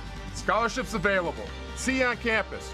Go Lopes. Find your purpose at Grand Canyon University. Visit gcu.edu/evening. Back live at GCU Arena where the Mercer Bears lead it by 3 over the Lopes in this opening round matchup of the College Basketball Invitational. Barry Butel alongside the coach, Dan Nichols, and Kate Longworth from Phoenix, Arizona, in a pretty hotly contested opening half. Dan, both teams kind of going at it. Pace was really good for a game that was opening up this CBI tournament. Mercer shooting the ball well, but the Lopes are finding a way to hang in it. They're creating turnovers, 8, and doing a nice job on the defensive end at times, forcing those turnovers as I spoke about, but also the offensive rebounds. We got 7, slapped the ball out for a couple times to get extra opportunities. That's how we're staying in this game. Coach Marley's still upset though at their defensive sets and some of their stops. They're not getting some them. Easy looks, a couple drives on the baseline, no help. I saw Kilby. Saw Rivers get to the basket for a dunk. Those aren't too good. Well, let's begin our first half highlights with one of those uncontested shots. Jordan Strawberry takes it coast to coast. Well, Strawberry's quick and fast, and you got to pick him up at least by the top of the key, and he gets all the way to the backboard right there. Frere getting open. Strawberry tries to close the distance, but he elevates so high. Kilby launches himself at the rim, gets to the other side. Martin spotting up outside, nice to see him hit that, and then he goes right to the rack for the little push. Rivers wide open, we know he can shoot the ball almost 45% from 3, there it is. Yeah, one step, all the way on one dribble, power slam. Casey spotting up, we know he's an accurate shooter, we talked about earlier, and there it is, looking for a shot. Frere, nice block, no dice for Cummings there. But you got to pick up Cummings early. Got him too deep. Hit the wing 3. High, low. Nice job by Lever holding his man off. Easy 2. There you look at the first half highlights. Up by 3 are the Mercer Bears. 52% from the field. 5 of 10 from the arc. The Lopes haven't had a free throw. Assists 11-7 GCU. Turnover margin 8-5. Mercer on top Bench points 9-5. They came on strong there at the bench, and we talked about it. We saw Martin and Jackson and Blumberg's all contributing. What do you want to see from GCU in particular here in the second half? We got to do a better job defensively. I agree with Coach Marley. 52%. You're not going to win any games giving that kind of percentage up. Have to close. A little more ball pressure, I think, is what we need. And have to contest at the rim. Too many times they got inside, Mercer did, with no help. All right, we'll be back with the second half. Kate will be back with us as well, so keep it right here. The Lopes trail the Bears by 3.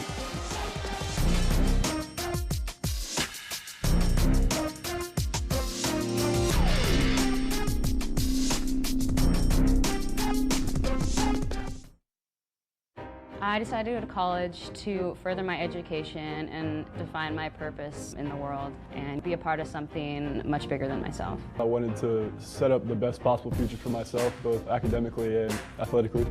I try to learn from everyone, whether that be professors, my teammates, or other student athletes. I try to see everyone as an opportunity to learn. Everyone has a story to tell, and I think there's a moral and something you can learn from it.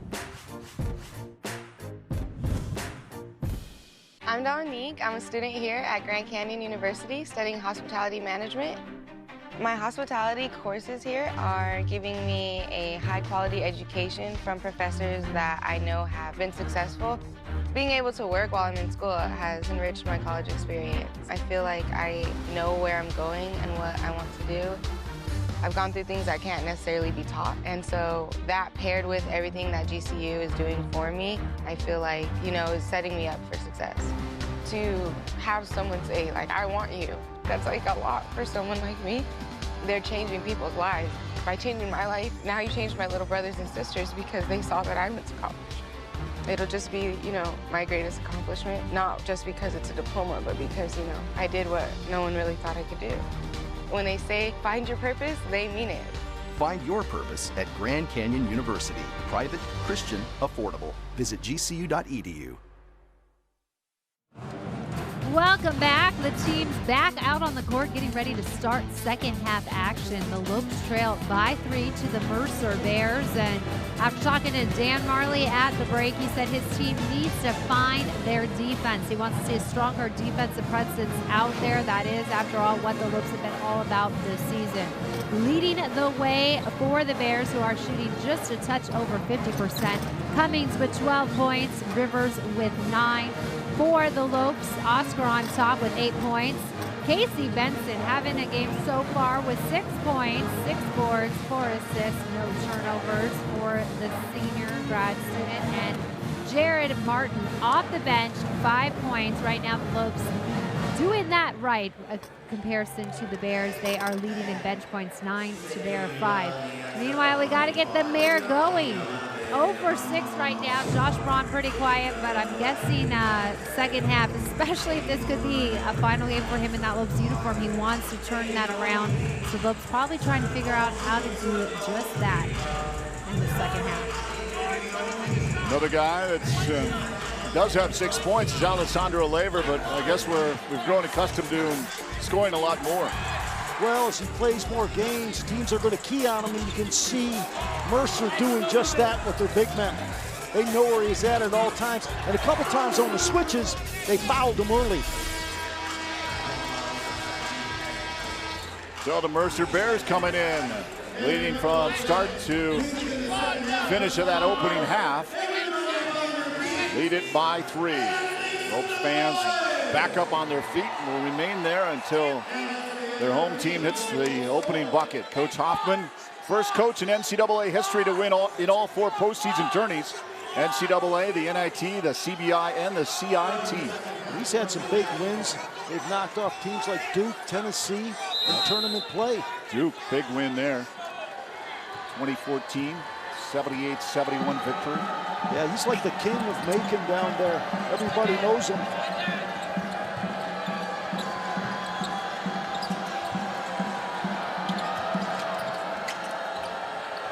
Time at UTPA. Now we know that as UTRGV. Picked off by Keontae Vernon. On the run, Keontae Vernon. Vernon, great anticipation. Jumped in the passing lane. But it was really interesting, man. He got all the way to the basket. They couldn't cut him off with his speed. He's grimacing a bit. He kind of tweaked that ankle in the opening half. Appears to be kind of bugging him still. Foul on the Bears. Looks like Ringer.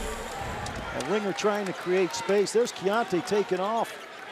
Creating some space on the dribble. Speed dribble all the way to the rim for the dunk. Yeah, you could see him favoring his leg definitely on the replay. Ringer was camped out of the paint. Vernon cuts in. Vernon off the glass. Hooping it hard. Vernon, direct line, right-handed drive. Nobody picks him up from Mercer, and then he gets tapped. Sees the space. There he goes, elevates. Little chop on the forearm. That's not going to bother Vernon. Again, Keontae wearing Matt Jackson's number 5 in honor of Keontae's brother who was lost this past weekend. Keontae, nothing but net on the free throw. Lopes jumping out. It's the first lead, I believe. Yes, it is. Early on, second half. Strawberry. Laver. It's going to be called. Tough call. Strawberry going off the left hand. You saw Laver hang in there right to the end, but his arm came down, maybe touched the wrist. Still a tough call. It's good defense. Good footwork by Laver, sliding the feet. Strawberry money from the charity stripe. Well, you don't want to put these guys on the line. Seems like everybody's around 80%. Rounded up to about 76%. That's pretty good. That's pretty good for a team. If you're over 70%, you're doing okay. 76%. That'll win you some games late. Tied at 38. Vernon looked inside, pulled back out. Braun wants 3. Just can't find it. Set play, nice play by Coach Marley. Off the zip screen, Braun just long. Slicing it is Strawberry, uncontested. Strawberry using the pick and roll, then he gets the corner, lowers the shoulder. Benson, Frayer, inside, Vernon. Back out, Frayer's got an open look. Not there, Vernon tried to get the rebound, picked up by the Bears, Rivers. Wow, that's picked up by Oscar Frayer, wheels up. Frayer diving in, and he comes in for the big windmill. Gotta love it. Gets the crowd pumped up, tied at 40.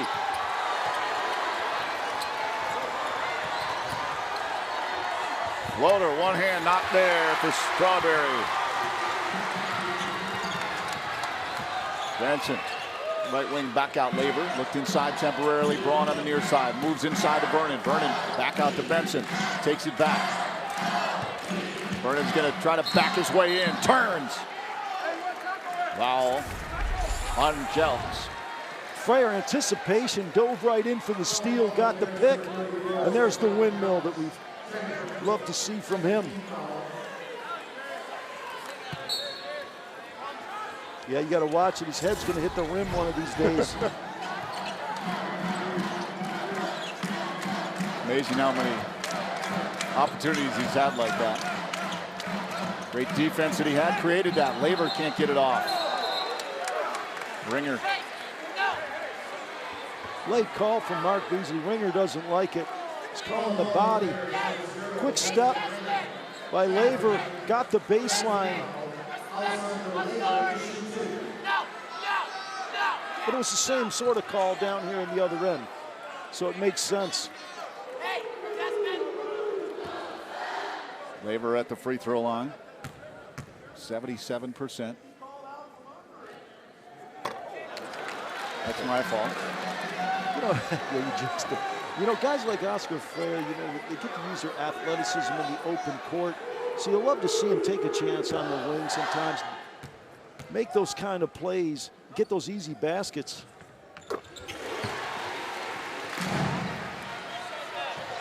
Seesaw now here in the second half. Lopes up by 1. Strawberry brings it up. Cummings finding some space just inside the arc. 4-point play coming. Oh, he was just beyond the arc, and he gets fouled on it. Set play by, there's a set play. He's coming off a double baseline screen. Pops out. Keontae's a little late. You really want to go straight up there. You don't want to dive into shooters. That call is being made all the time, and you barely touch them, or you get under their feet. It's an automatic foul. 4 of 5 from the arc, 16 points for Cummings. But Cummings is a great shooter. He had a tough night, and I really think that was the problem in the tournament game, to go for 7. Off of Cummings. So definitely redeeming himself here in Phoenix. Bears are back, Great time to get going. Bears are in some sort of zone now, 3-2 zone look. Benson weaves through up high. Keontae Vernon! Set up by Benson, right? Stepped into the zone, and that's the weakness, is the back line of the 3-2. There's only 2 guys on 3. Rivers off the mark. Foul on Dimitri Rivers. A little quick brush screen by Jared Martin, and there you see Keontae Vernon really elevating over the rim. But that was set up by Martin. He just ran past the defender for Benson, bumped him, and got him in the lane. Sometimes it's the little details that make a play work. Jelks out for the Bears. Laver from the arc. Short. Vernon's underneath. Oh, he loses the handle. Cummings. Vernon really inspired in this half. And the Lopes are doing a great job on the offensive boards. There's another opportunity. Go straight back up, and Cummings just hacked him. Cummings got 3 personal fouls. Lopes would like to see him in foul trouble. I think the Bears' weakness is probably their 7, 8, 9, 10 guys. They don't go as deep as the Lopes.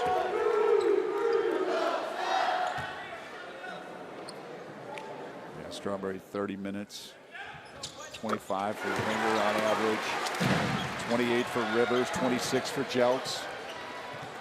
How about Keontae Vernon, huh? He all of a sudden finds his touch. 9 points here in the second half for Vernon. Ooh, Martin couldn't get a hand on it. Coming short. Chase him off the 3-point line, make him do something else. Benson cuts in, now back out. Braun bounce pass into Vernon. Eyed there by Ringer. Vernon trying to back in, now back out. Braun has to gather that in. Benson slices in. Floater up high off the glass. Playing off Vernon is doing a nice job. Keontae passing out of the post. And on the rotation, the quick drive by Casey Benson. Nice job by Keontae. 6-0 run for the Lopes over the last minute 6. The Benson quick move. I thought he got fouled. Actually, he got tapped. Could have been a 3-point play.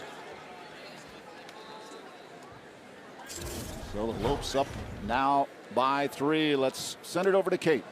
Well, guys, we've talked about how the past couple games have been emotional ones for the seniors and those spending their final games in a Lopes uniform. Casey Benson, of course, a basketball product here in the Valley. He grew up.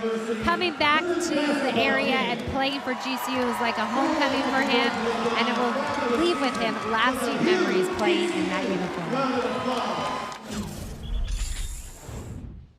The biggest thing was coming in and trying. Obviously, this was the first opportunity to go to the postseason in GCU Division I history. So, while we didn't end up making it, we got to the final, and we obviously wanted to win that one more game. So, while it's tough, it was a great experience, and we'll remember this year for the rest of our lives. With the adversity we went through, the ups and the downs, made us better players, better people, and just the relationships we have with each other now.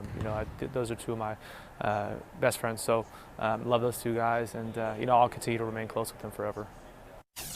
Casey, of course, knows what the madness of March is all about after his previous time in an Oregon Ducks uniform and making it all the way, a big run with the Ducks.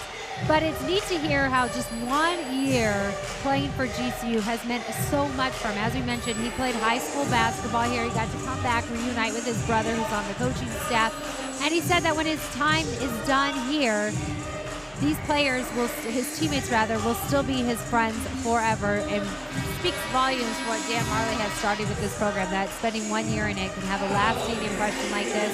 And I think we're all a little sad the Lopes didn't punch the ticket to the big dance, but you got to remember, this is just their first attempt. They made it to that championship game. So although it was a disappointing loss, these players have really accomplished a lot this season. No place like home, right?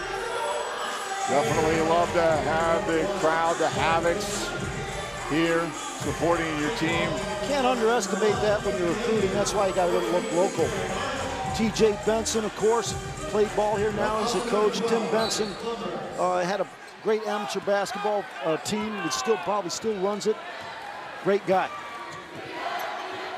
It's a tough task to persevere. Congrats to Arizona State in their fine season this year. They fall to Syracuse tonight, 60-56. Of course they do. It's the orange. It's the curse of Jim Boeheim. Put the blanket zone on them. 1 point Lopes lead. Strawberry again on that last possession, getting right to the rim. Blumberg's in the corner, they do. Comes back out. Inside to Blumberg. Looking for movement. Takes it, kisses that out, but it's picked off easily by Rivers. Rivers stops. Swatted away by Fifi Adu. That's one thing you can do is block shots. He was waiting on that, salivating for that ball to go up.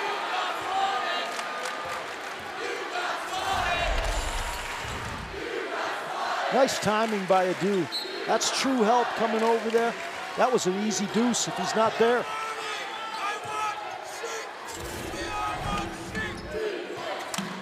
Strawberry.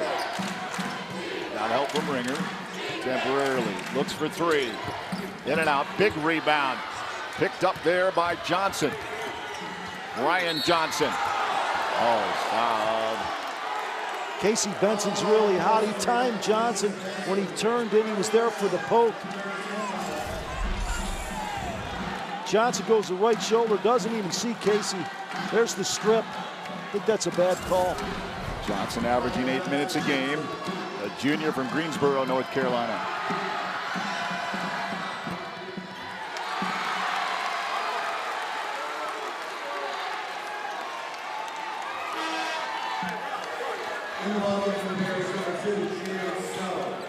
But now you're going to see a little bit of that bench we talked about from Mercer. Coach has to do something at this junction to get these guys a little rest till about the 10-minute mark. Ringer out, Stowe in. This free throw, Blumberg's up to Adu. Got an injured guy. Stowe took a hit underneath. And Mayberry. All right, Coach Hoffman, calm down a little bit. Yeah, Stowe took a shot right in the chops. Officials are looking at it. Looks like an elbow, looking inadvertent. Blumberg's brought it up. Yeah, he didn't see it. Ouch. That's going to hurt, but it's definitely not a flagrant. No. It could be a foul, but I don't think it's a flagrant. It's totally accidental.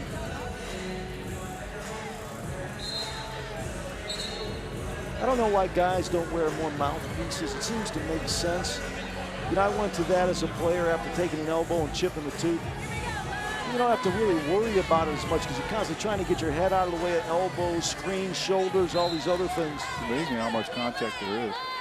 Yeah, and the price of dental work. Yeah. That's fun. Benson takes it back from Adu. He wants to quit. And gets it. Coach Marley did a nice job of screening the zone set play. Benson stepped over the ball screen on the top and hit the three. Holland eyed down by Vernon after initially Adu was on him. He's trying to cut past Vernon, and he does. That's a mismatch. Yep. Holland did a nice job of playing with the ball and then looking for the opening. Adu was on him initially. Benson far side, looks back, Adu.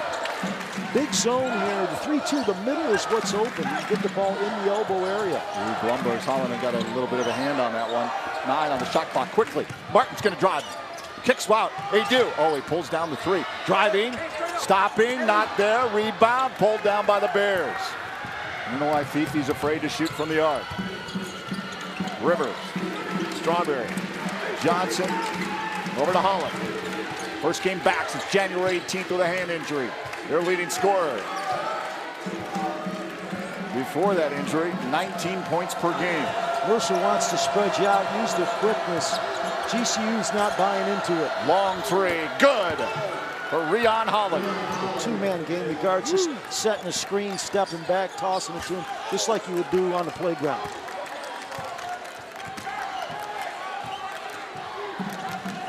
Seven of 14 from the arc are the Bears. They lead it by 1. Blumberg's wants some. Gets it! Blumberg showing off the shooting touch. Little penetration and kick against the zone. You can get that look anytime. 5 for Blumberg's. Holland with 12 and a half to go. Second half. Strawberry eyed by Benson. Look to Stowe, but he's going to step back. Rebound, pulled down by Blumberg's. Careful. That's the shot you want him to take. Wolves looking to add to their narrow 2-point lead. Back and forth it's gone here in Phoenix. Wolves playing with a lot of heart, as well as Mercer shooting the ball to have the lead. It's incredible. Trying to move on Johnson. 4, he's got to do something. Looks for the 3. Too heavy. Rebound Rivers. Yeah, you're right, he's a little hesitant. You got to make something happen, create some space there. When he took it to the rim and kind of pulled the ball back, got to go strong with that. Holland, who is going to feed Rivers. Guarded heavily by Blumberg's. Holland's there, no. It's tough to switch on these guys because they'll tease you with the ball and then isolate you. Vernon called for the foul. 11:25 to go. That's the 3rd personal foul on Keontae Vernon. The Lopes lead it by 2.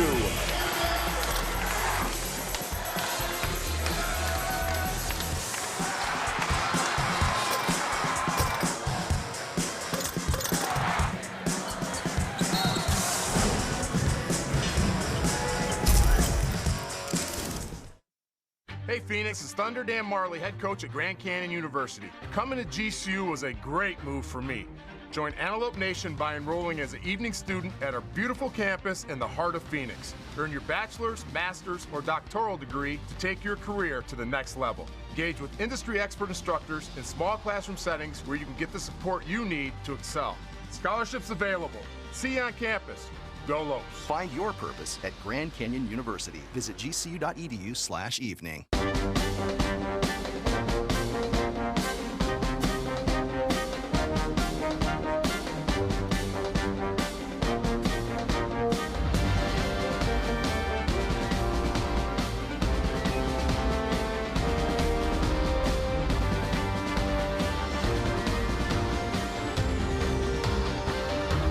Find your purpose at Grand Canyon University. Private, Christian, affordable. Visit gcu.edu. 11:25 to go. Back at GCU Arena on the campus of Grand Canyon University in Phoenix. 53-51 over the Mercer Bears. Keontae Vernon had 2 in the opening half, but 3 of 3 from the field, 3 of 3 from the free throw line, and 11 points in this second half, Coach. He's been shooting the ball well, and we know he's inspired. He's playing with a lot of energy. Of course, his physical strength carries him right to the rack. Impossible to stop. And then, of course, elevating on the back door. Nobody going to stop that. All WAC tournament team played really well in that tough loss to New Mexico State. sometimes you don't have a power forward, and we're going to really appreciate him when he's gone. Stuff. Quick hitter. Holland got wide open. Game's tied back up. 53 apiece. And tight throughout from the opening tip. Adu takes it from Benson. Fifi Adu off the glass. There's with some aggression and some authority. That's right, going to the rack and then just finishing high over the rim. Don't bring it back, finish. Strawberry, Jelks. Look to Holland, now Jelks is cutting in underneath, swatted away by Keontae Vernon. Ringer. Keontae Vernon, there's the help side we're talking about. Coach Marley needed it in this half, and there it is. Jackson looked inside, finds Laver. Laver trying to move on Ringer. Driving. Fade away. Vernon's there off the glass. Keontae Vernon has come to play. Yeah, he has. Mercer switching. Strawberry, no match for Vernon inside as he just catches, takes his time and finishes. Vernon inspired here tonight.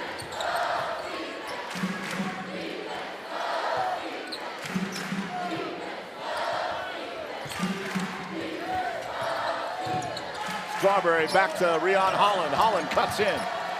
Swatted away by Jackson again, up to Benson. Benson has Fifi. Adu off the glass. Nice job by Casey Benson, waiting, patient 2-on-1. And Adu, of course, elevating right to the rack. 6-point lead for GCU.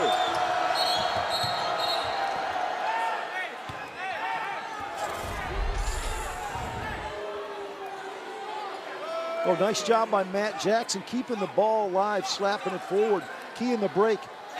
Benson waiting on Adu, strong finish. Fifi, nice job. He's really come alive here in the last couple of minutes. Jackson called. 6-0 run for the Lopes over the last minute 29.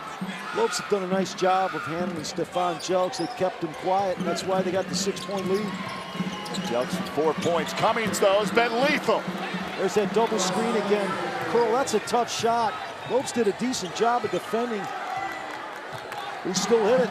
19 points for Ross Cummings. Average 8.1 coming in. Vernon, bounce pass Laver. Oh, kind of telegraphed that, but Strawberry reached in. And there's the switch again. They just go ahead and foul rather than let him catch. Every time he gets that sort of play. It's definitely a mismatch, right, Coach? That's why Strawberry just digs in and fouls. He's not going to let him have it. Vernon off the glass and a nice feed from Benson. Caught Stephon Jelks asleep and pinned him inside and punished him. Well, Hoffman is upset, staring down Jelks. Yeah, that's right. Just a lazy play on the defensive end. 7 assists for Benson. 7 rebounds and 11 points. Cummings tries to put it in. He has it again underneath. Peels away. 8 on the shot clock. Way over to Strawberry. Strawberry. Ringer. Good. Oh, my goodness. 33% from the arc. 1 of 3 was Desmond Ringer. But he had to take it, right? He pushes it up with one hand and hits it.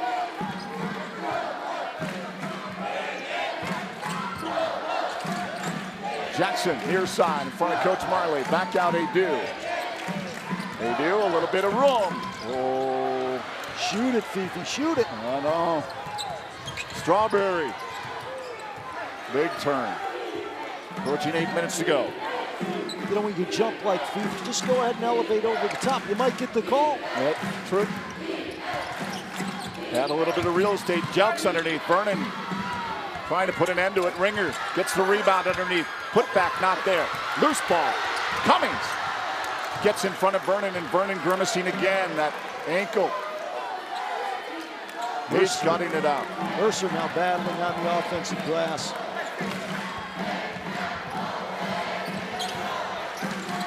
Rivers. Vernon got out in time. Definitely playing with some pain is Keontae Vernon. Cummings underhand, and it drops. Good gravy, Ross Cummings. Oh, yeah, you're right. Decent defense, too, by Fifi. Cummings just really determined to get there. Timeout on the floor, 7:11 to go in a tied 61-61 game. This is a heck of a game. Back and forth it goes. Cummings with 21, but Casey Benson 11 points, 7 rebounds, and 7 assists. Coach Benson played very well in the recent Western Athletic Conference tournament. He's come to play again here tonight. Well, his experience helps him. His accurate three-point shooting here tonight's been valuable, and his ability to get into the paint and make things happen for other players. There he goes, just spotting up, hits the long three. Again, he toes up at the line. He's not 4 foot behind, he's right there. Off the screen, another three-point shot. Lopes 65% here in the second half from the field. Let's send it over to Kate Longwood. All right, guys. Well, we know where the Lopes next year will be spending their Thanksgiving holiday among some elite company, as they have been invited to the 2018 Wooden Legacy Tournament held at Cal State Fullerton. Check out these teams representing the ACC. Miami from the Big Ten. We've got Northwestern, Big East, Seton Hall. Pac-12 will send Utah to represent, and Big West has Hawaii in it. Fresno State in the mix, LaSalle. These are some big-name programs. Very exciting for GCU to be on a neutral court for a tournament like this. That's going to help that RPI next year. And, you know, it's exciting because that is the future of Lopes basketball. We're talking about strength in their non-conference schedule from now on. We're talking about RPI. We're talking about those neutral site games. And what I like about this neutral site game is California, that's not too far. We know the Havocs will be traveling there by the busloads, or they'll take their Thanksgiving out to go for that one, guys. Well, would not be a bad Thanksgiving. Well, we all like California. Oh, yeah. And you know what? Playing those teams, what that really does is pays dividends later in conference play. You're battle tested. Yeah, but too, when you get into a tournament and you're playing in New Mexico States and you win against the LaSalles and Seton Halls and those kind of people, that's what really helps. All right, I think I saw a Pac-12 school in there too. That's right. Interesting.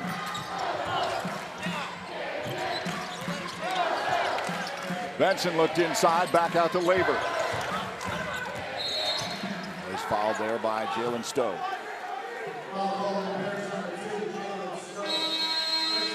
What a great opener to the CBI tournament right here in Phoenix. This has been an electric game. Both teams playing extremely hard and playing at a high level. Great basketball. 7 turnovers for the Lopes, 11 for the Mercer Bears. Ross Cummings, you knew he could shoot. Definitely 42% from the arc. 43% from the field coming into the game, but man, 21 points to lead all scorers tonight. Well, we're going to have to hedge off the screens and stay in front of them. You see him popping off of different sets, and there he pulls up early in transition. There he's off the double. Whoever's guarding the screener needs to jump out there a little quicker. Got to take it away. They can put the ball on the floor. And there he's getting to the rim, really determined. Season high at 23 against Wofford. He's at 21 tonight. He really started to play a lot because he took the place of Holland. So some of his early statistics probably don't match up. So he's probably averaging more like 13, 14 because he was sitting the bench a lot early. Averaging 17 minutes in this game. He's got 21 already. Led by reigning WAC pitcher of the week, Bobo Bocage. The Lopes women's softball team has been soaring as of late. 13 wins in the last 19. Be sure to come out to the new GCU Softball Stadium on March 20th, 12 noon. They take on Pac-12 foe Utah for the first game of a doubleheader. Be sure to cheer on the Lopes as they go for their second straight WAC softball title. GCU taking on Utah. Yeah, beautiful facility. Oh, really nice huh? place to hang out and watch a game. Softball so fast and exciting. Keeps moving. Yeah, a lot of energy. Yep. Of course, Lopes always tough. Welcome to Oklahoma earlier this season, the defending national champ. Iowa, Minnesota, all paid a visit. Laver at the line. We're 1-1 here, so you got to be alert. Very quiet.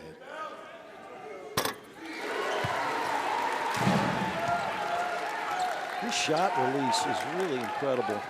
You know he's going to make a high percentage.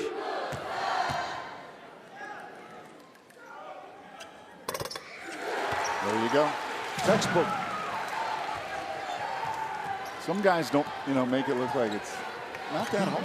Got to learn Then early. other guys, well, a whole different story. It's a problem. You got to get that down early because you can't break those habits later on. I've never seen it done. Strawberry backs up. 2-point Lopes lead. Strawberry. Over to Holland. Holland back out. Jackson just over the top. Too heavy. Big rebound though. Pulled down by Stowe. Cummings wants more. Not going to get it. Cummings got a good look. Sometimes on a scramble on offensive rebound, that's where you get wide open on a three-point shot, and there he was. Benson trying to find some room over Holland. Inside to Vernon. Standing on the arc. Johnson's on him. Foul away from the play. Get Holland. They did. Holland's initiating that, and then he's pulling an acting job. Went flying, kind of a flop. That's what he did. Oh, you got to try to sell it. Yeah, he was selling it all right. First game back for Rion since January 18th. Still lobbying with the official. Especially with 6:11 to go, looking for some leverage. Those are important fouls. You don't want to put people on the line. Benson, an outstanding free throw shooter. Put guys on the line without him taking a shot. Hoffman chatting with Holland as reinforcements come in. Johnson and Stowe take a seat alongside Holland. Yeah, because it's really a bad play. 4-point lead now, you're right. Benson taking advantage. 8 of 9 free throw shooting. Fortunately, didn't have too many free throw attempts against New Mexico State. It'll make Strawberry a shooter. Strawberry turning and finding it. I guess I shouldn't have said that. No. But he got in awful deep. He shot an 8-footer really naked.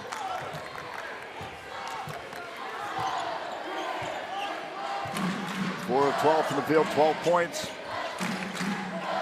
Strawberry, Laver, looking to move on Ringer. Oh, it doesn't drop. Jelks picks up the easy rebound. Ringer's hard to move. No doubt. 6'9", 255. Yeah, and the refs are letting him hang in and play using the forearm.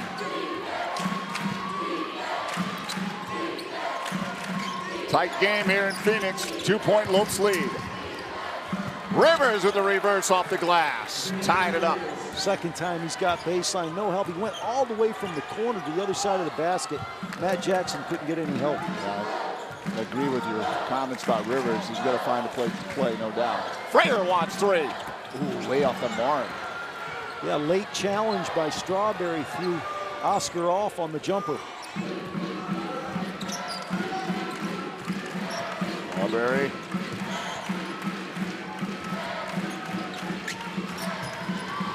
Floater and good. Oh, Jordan Strawberry finding the groove, and the Lopes have been cold.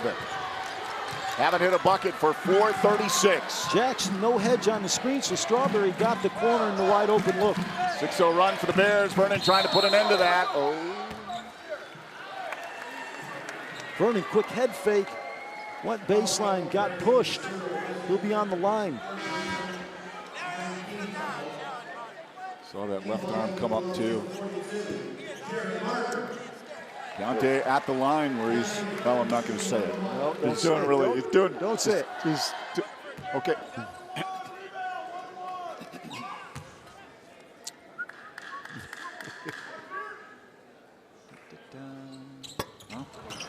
Just inferring it was the problem. Yep. Back iron. My fault. He was 3 for 3. I was going to say it's perfect. But. Double in the ball screen. Look at that, a turnover, Vernon. Benson, oh, that just didn't look pretty. Yeah, Vernon should have went all the way to hole. Keontae had the angle, go to the hole with it. Nice poke, good timing, stabbed in and got it. Now he's got the corner. Go take it. Oh. That's why you run a lot of 3-on-2, 2-on-1, because it's constant decision making when you're drilling that. Mercer up by 2. 4 minutes exactly left to go in this opening round matchup in Phoenix for the College Basketball Invitational.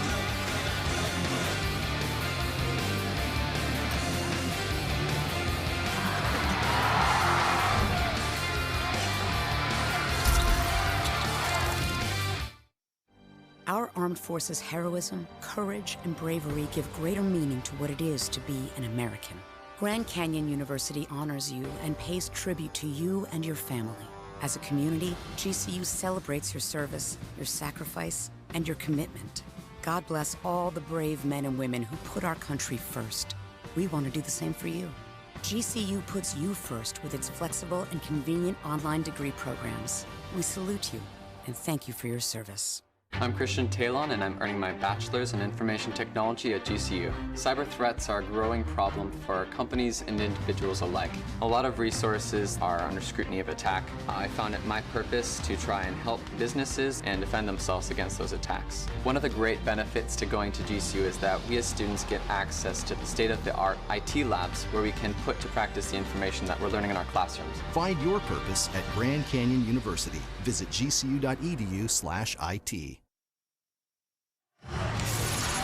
Well, we have a 2-point game here as the Lopes try to overcome the Mercer Bears, and the winner will face North Texas, who handles South Dakota tonight with a victory with 90-77, a final there.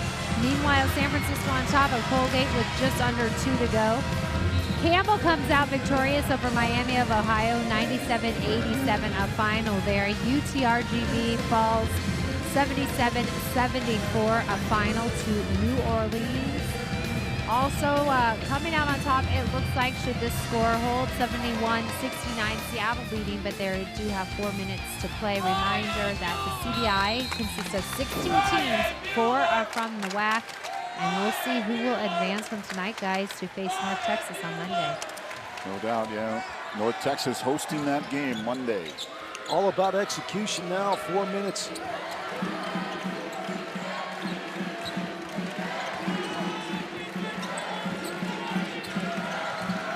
Strawberry, Holland, back to Jordan Strawberry.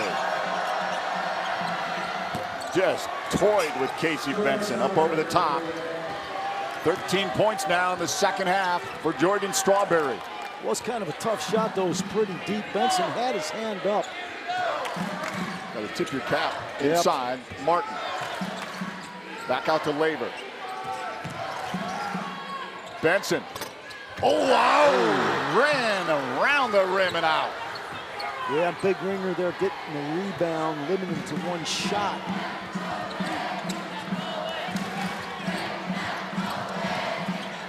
Strawberry, Cummings, look out. 21 points, leading all scorers. Ross Cummings giving some room and doesn't go. Rebound, though. Ringer. 11-0 run. Mercer. Lopes need a bucket here. No doubt. 3.5 minutes. They can't buy it. Foul underneath. Kind of a dangerous play. A lot of crashing, bodies down inside. Keontae back at the line. Holland's got 4 personal fouls.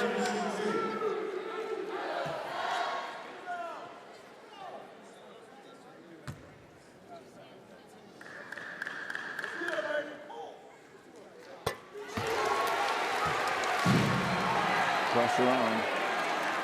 Late in the game now. Lopes might come with some sort of pressure here. 2:35, got to make something happen.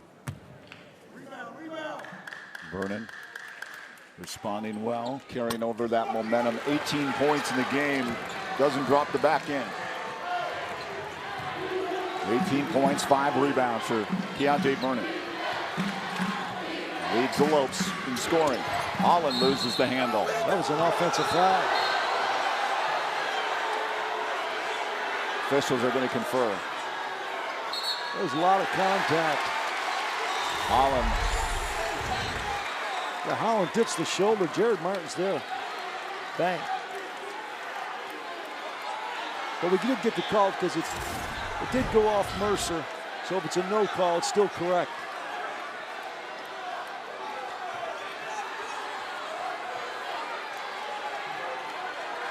Coach is screaming about something. Went off his foot? Yeah, at the very worst, it was an offensive foul anyway. He dipped his shoulder. Yeah, that was personal important. fouls. So at least he's still in the game. Going into Laver against Ringer. Got Ringer. Got a foul on the ground on Ringer. Laver to the free throw line.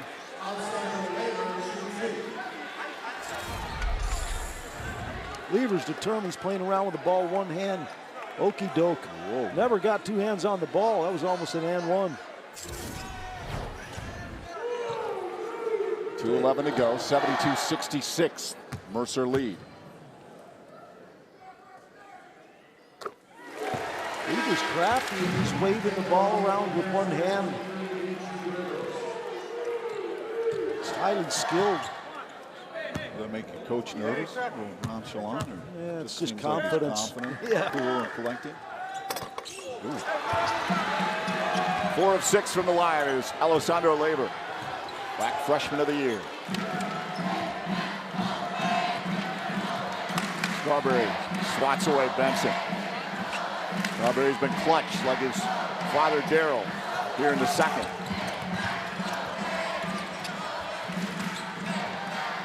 Strawberry trying to cross over on Benson. Sopping, popping. Oh, Jordan Strawberry. Those are tough shots. He was drifting to the right and still hit it. 19 for Jordan Strawberry. Timeout, Dan Marley and the Lopes. Might have to rush at him, double him, make him get rid of it. Bears opening up a 7-point lead. Coach Marley's probably drawing something up for a three. Strawberry just yo-yo back and forth, crossover, going drift to the right and hit a jumper. See it there, good shooting touch in the mid-range.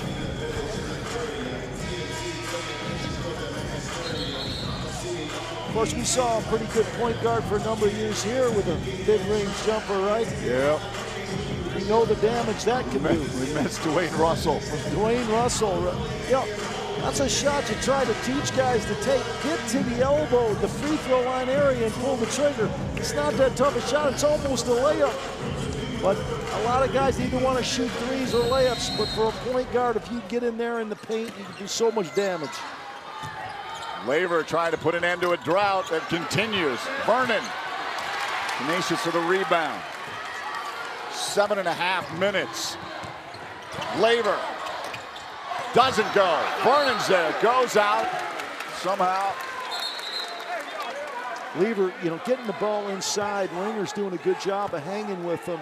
Just off the mark a touch, but Keontae's cramping the glass and getting us an extra opportunity. Ball's going to remain in possession of the Lopes. 1:23 to go. They're 0 for their last 6, or 0 for their last 7 from the field. Post up left shoulder, nice touch. There's Keontae pushing the help inside and battling for the rebound. Good shot there. Jelks getting that right hand on it. Pushed it out right there. Yeah, it's desperate times. You've got to have those rebounds.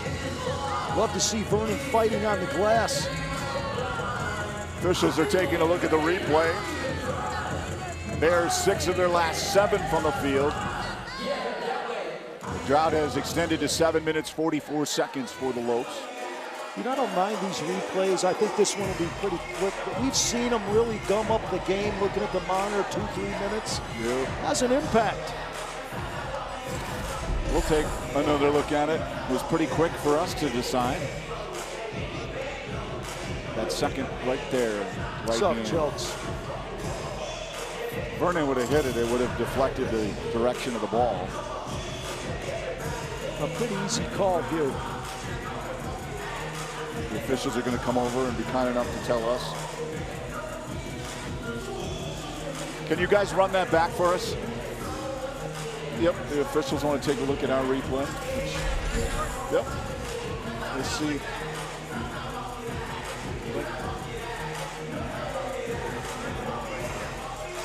Of course, our staff here, the Cox production crew, making it decisive, getting this game quickly back underway. It's the high definition. Oh, it's just the excellent professionalism of this crew. And that too. Yeah, that too. Laver. Inside. Keontae Vernon! Beautiful set play versus the zone. They pinned inside. Got Vernon the look. Travel. 20. Oh, look that at was there. a travel. Well, sure that's what it was called. Yeah, they called a block on Keontae.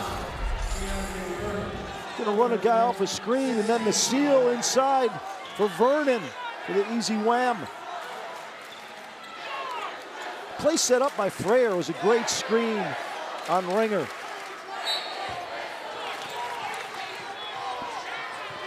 I thought the travel happened just prior. Strawberries.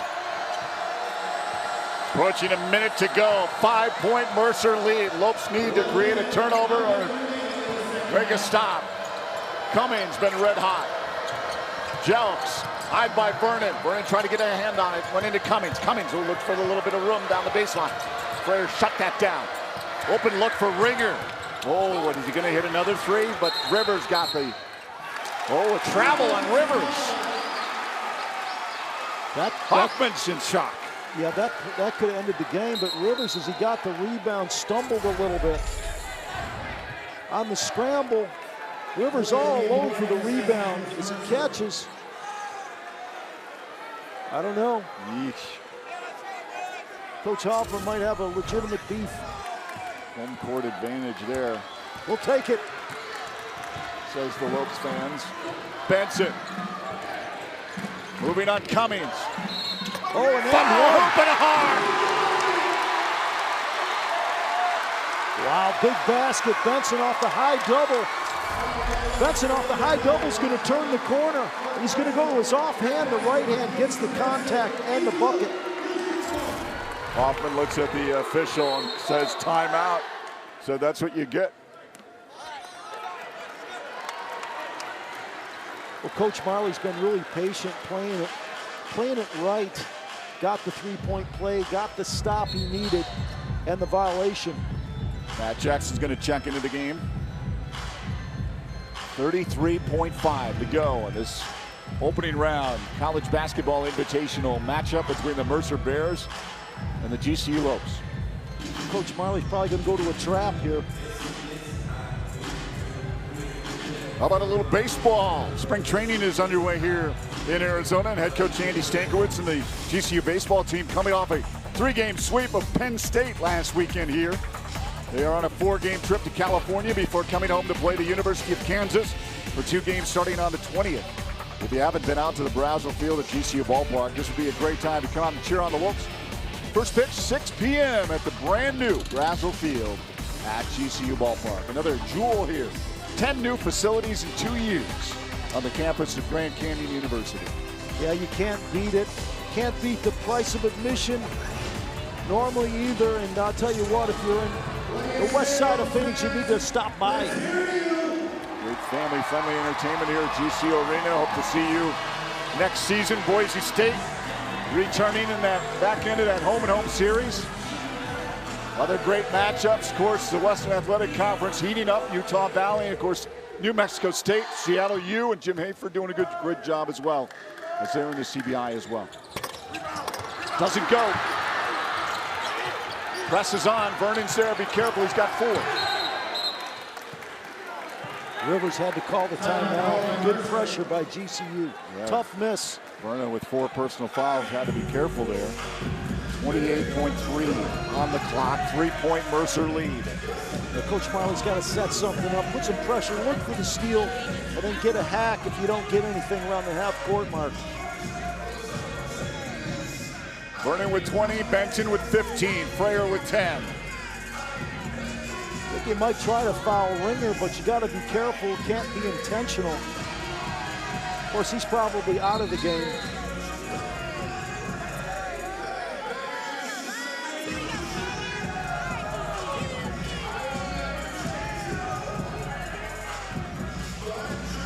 Mercer coming on the road and playing very well. Real talented basketball team, there's no doubt. It's one of the best teams I've seen in here all year. Coach Hoffman saw there and sported a little bit of a smile there.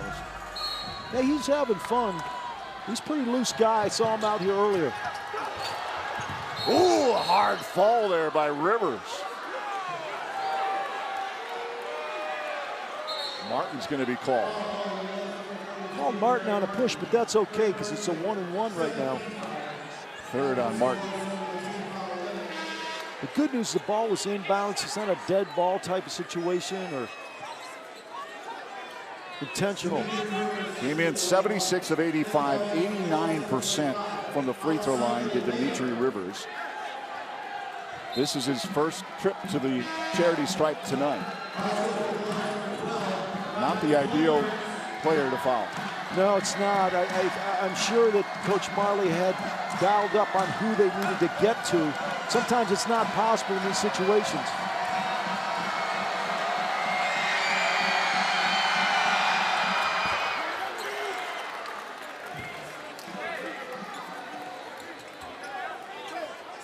Clutch free throws here by Dimitri Rivers.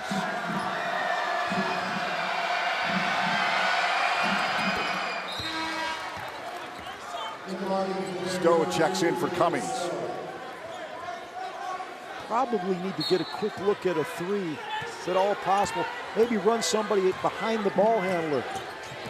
Benson drives, kicks out, Blumbergs. That's short, rebound. Kicked up to Strawberry.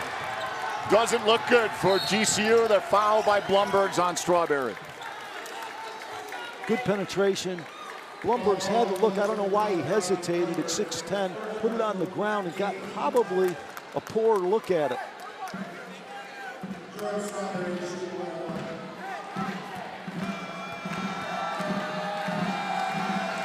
86% free throw shooter. Between 89% for Rivers and Strawberry at 86. Braun checks back in. Probably more ceremonial with 13 seconds left to go in his final game in front of the hometown crowd. Yeah, leave him on the court for the end of the game.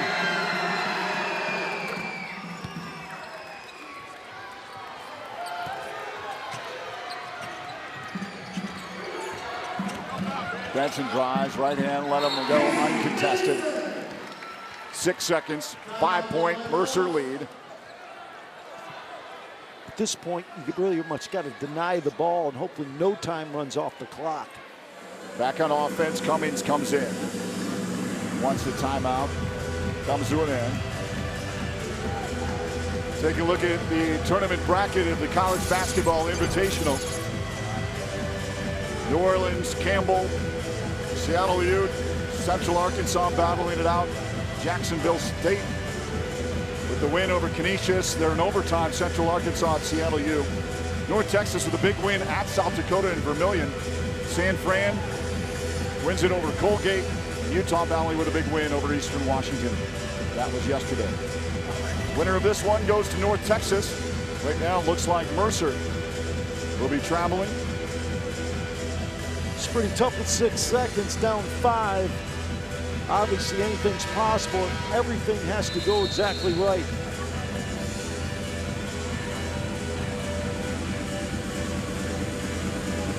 No doubt. Look to inbound. Cummings or Strawberry, Rivers. Rivers the inbound. Gonna break somebody long. Free it up. Boy, it took a extra tick off that clock. Well, they got the foul on the right guy, but a little bit too much time drifted off the clock. Laver's going to come in for Keontae Vernon as He comes in, and after a very difficult last few days. Yeah, we don't know all the details, but I tell you what, it took a lot of guts for him to come out and especially play the way he did tonight. 20 points leading the Lopes. Keontae Vernon. Josh Braun in his final game kicks it up for Blumbergs at the buzzer. Doesn't go, or does drop. But unfortunately, the Bears will be advancing. And the Lopes season comes to an end. Bears too accurate from the line of shooting. Keontae Vernon overcome with emotion on the bench.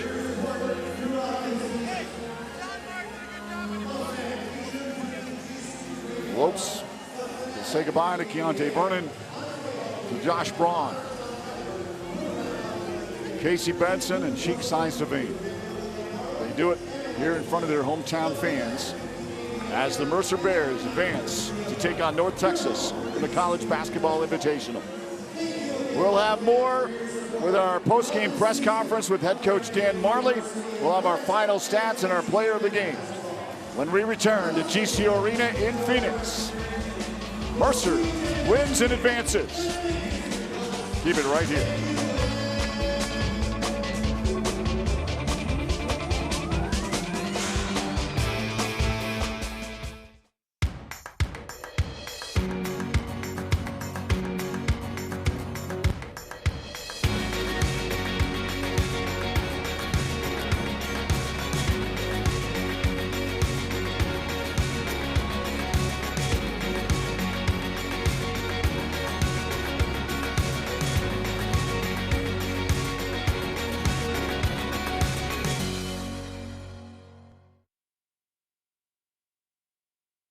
The Grand Canyon University Championship Golf Course features over 7,200 yards of tees and tree-lined fairways, signature par 3s, greenside bunkers, and a 22,000 square foot clubhouse. The Lope House restaurant, serving modern American cuisine, is open to the public 7 days a week. Come experience the best golf and dining destination in the heart of Phoenix. Book your tee times at gcugolf.com. Hey you, are you ready? Grab your pack, grab your tent, grab your gear. Jump in. We're going on an adventure. In Arizona, there's so much to see, so much to experience. At GCU, adventure is never too far away. Offering over 200 academic programs with a Christian worldview and nestled in the heart of Phoenix, you can earn your degree in fewer than 4 years and explore everything Arizona has to offer. Find your purpose at GCU. Private, Christian, affordable. Visit gcu.edu/AZ roadtrip. 78-73, the final score. Mercer advances to take on North Texas on Monday. Grand Canyon season comes to a close. 50% from the field, close to 51%. 10 of 20 from the arc. The Bears, 12 of 15 from the charity stripe. 17-12 the margin and assists to the Lopes. Turnovers, 14 turnovers for the Bears. 5 blocks to just 1 for Mercer. So the season comes to a close. Barry Vitale, Dan Nichols, Kate Longworth here from GCU Arena. As this one was a tough one. They just ran into a buzzsaw with some hot shooters. Strawberry came up, and how about Ross Cummings leading the way as well? It was tough. It was kind of back and forth throughout the course of the game, but then they kind of pulled away there. Lopes played with a lot of energy. I love the desire, and Keontae Vernon was outstanding tonight. Thought we did some great things. Really were physical on the glass in the first half, but really didn't cut the shooting percentage like Coach Marley talked about. They were shooting 51% at the end of the first half. Shot 51% for the game. Tough to win it. Overcame quite a bit. Came all the way back from California after a family tragic incident. Keontae Vernon, our player of the game, 20 points in the game, 6 rebounds, 4 of 6 from the free throw line. Keontae, man, I tell you what, once he got inside, then you show him hitting the free throw line jumper. Of course, he dove in and made a nice steal, and there's the big finish. Showed ball skills tonight, too, putting the ball on the ground. And there he is, of course, on the back door, elevating over the rim for the dunk. Got the seal late in the game. That was a nice play set by Coach Marley. Keontae with the finish. 20 on 8 for 10 field goals. 4 for 6, can't beat that. No, he definitely came to play as he has throughout the course of his final season here at GCU. Casey Benson also playing well for the Lopes in this losing effort. He had 17 points, 8 rebounds, and 7 assists for Casey Benson. So we say goodbye and a new era begins for GCU athletics while the Mercer Bears advance. Let's send it into the post-game press conference area. We welcome back Kate Longworth and now Paul Coro as well. Thank you, guys. Well, Paul, as you watched that game unfold, what were your thoughts watching the Lopes now bid farewell to their 2017-18 season? Yeah, it seemed a little anticlimactic after the great WAC run and the way they ended the season. Not the typical defensive effort that we're used to seeing from them. Teams don't make 10 of 23s on them. They've been the #1 3-point defense in the nation. Just lots of things not characteristic defensively. They shot over 50%. Nobody's done that against the Lopes for about a month and a half. And so, you saw a lot of things early in the first half where they were getting baseline on them, just unfamiliar stuff. But they staged a great, they turned around the offense during the first half, came back late, had chances, had a lead with 9 minutes to go, and then the offense vanished on them. All right, and now we'll hear more about the game from Coach Marley. Hard way to go out, not the way we wanted to go, but that's a really good team. Team that was hot, had won 8 straight games in their conference, very good offensively, obviously. Probably one of our worst defensive performances of the year. Again, not taking anything away from there. They run some good stuff, and we knew they did. But we just weren't ready to guard, which is a disappointment. I thought we fought back in the second half, played a little better, just couldn't finish it down the stretch. But I thought we took some positive steps this year, 22 wins again. We definitely know what we have to work on next year. Very proud of Casey, Keontae, Josh. All 3 of those guys had tremendous careers. Keontae really finished strong the way he played. Josh obviously disappointing as far as the way he played this year, but that doesn't diminish the role that he has had in this university and what he's done for this team and the type of person he is. And then Casey with his career through high school, Oregon, and then here. I thought Casey really started to play well, was figuring things out, and just all those guys are great representatives of what GCU is about. So I'd like to thank all those guys, Sheik, the way he came every day to practice. So very proud of all 4 of those seniors for what they were provided for us this year. And as far as the other guys, we're going to have a talk about it, and things will change next year. We've got a lot to work on. What about on the positive side? Obviously, those 4 guys leave some holes to fill, but what have you seen from the youth, the maturation from those first couple practices to the team you guys were this March? A couple guys, Alessandro struggled tonight, but he's, really worked hard and gotten a lot better. And that's, Damari and Rob, and those guys should learn from Alessandro's habits and how he conducts himself as far as his work ethic and how he shows up and what he does daily to prepare, not only on the court but off the court. They all got a lot of talent, but every single one of the guys that are on our team that have the potential to come back next year have to get better. We continue to make too many mistakes, and they're not. Basketball is a game of mistakes, I understand that, but it's too many mental errors that they continue to make, and I told them I'm done with it. So we have a lot of work to do, and we'll get after it, and start getting after it again. But, we have going to hit the recruiting trail real soon here and start looking again and start feeling some shoes and come back next year, guns a-blazing. You've talked about the communications issues. Is that mostly on defense? It's everywhere. It's everywhere. It's on defense. It's on offense. It's protecting each other, telling guys offensively. Just to give you. I'll call a play, and I'll use Damari put Damari to game. We're running this play. I'll watch him. He'll go in, and it's just not Damari. It's everybody, and he won't say a word to any other players. I mean, I can't fathom stuff like that, and it's just not Damari. I'm not singling him out. It's everybody. So it's communication on both ends. It's just talking to each other defensively. It's doing the right thing. It's doing what we're supposed to do.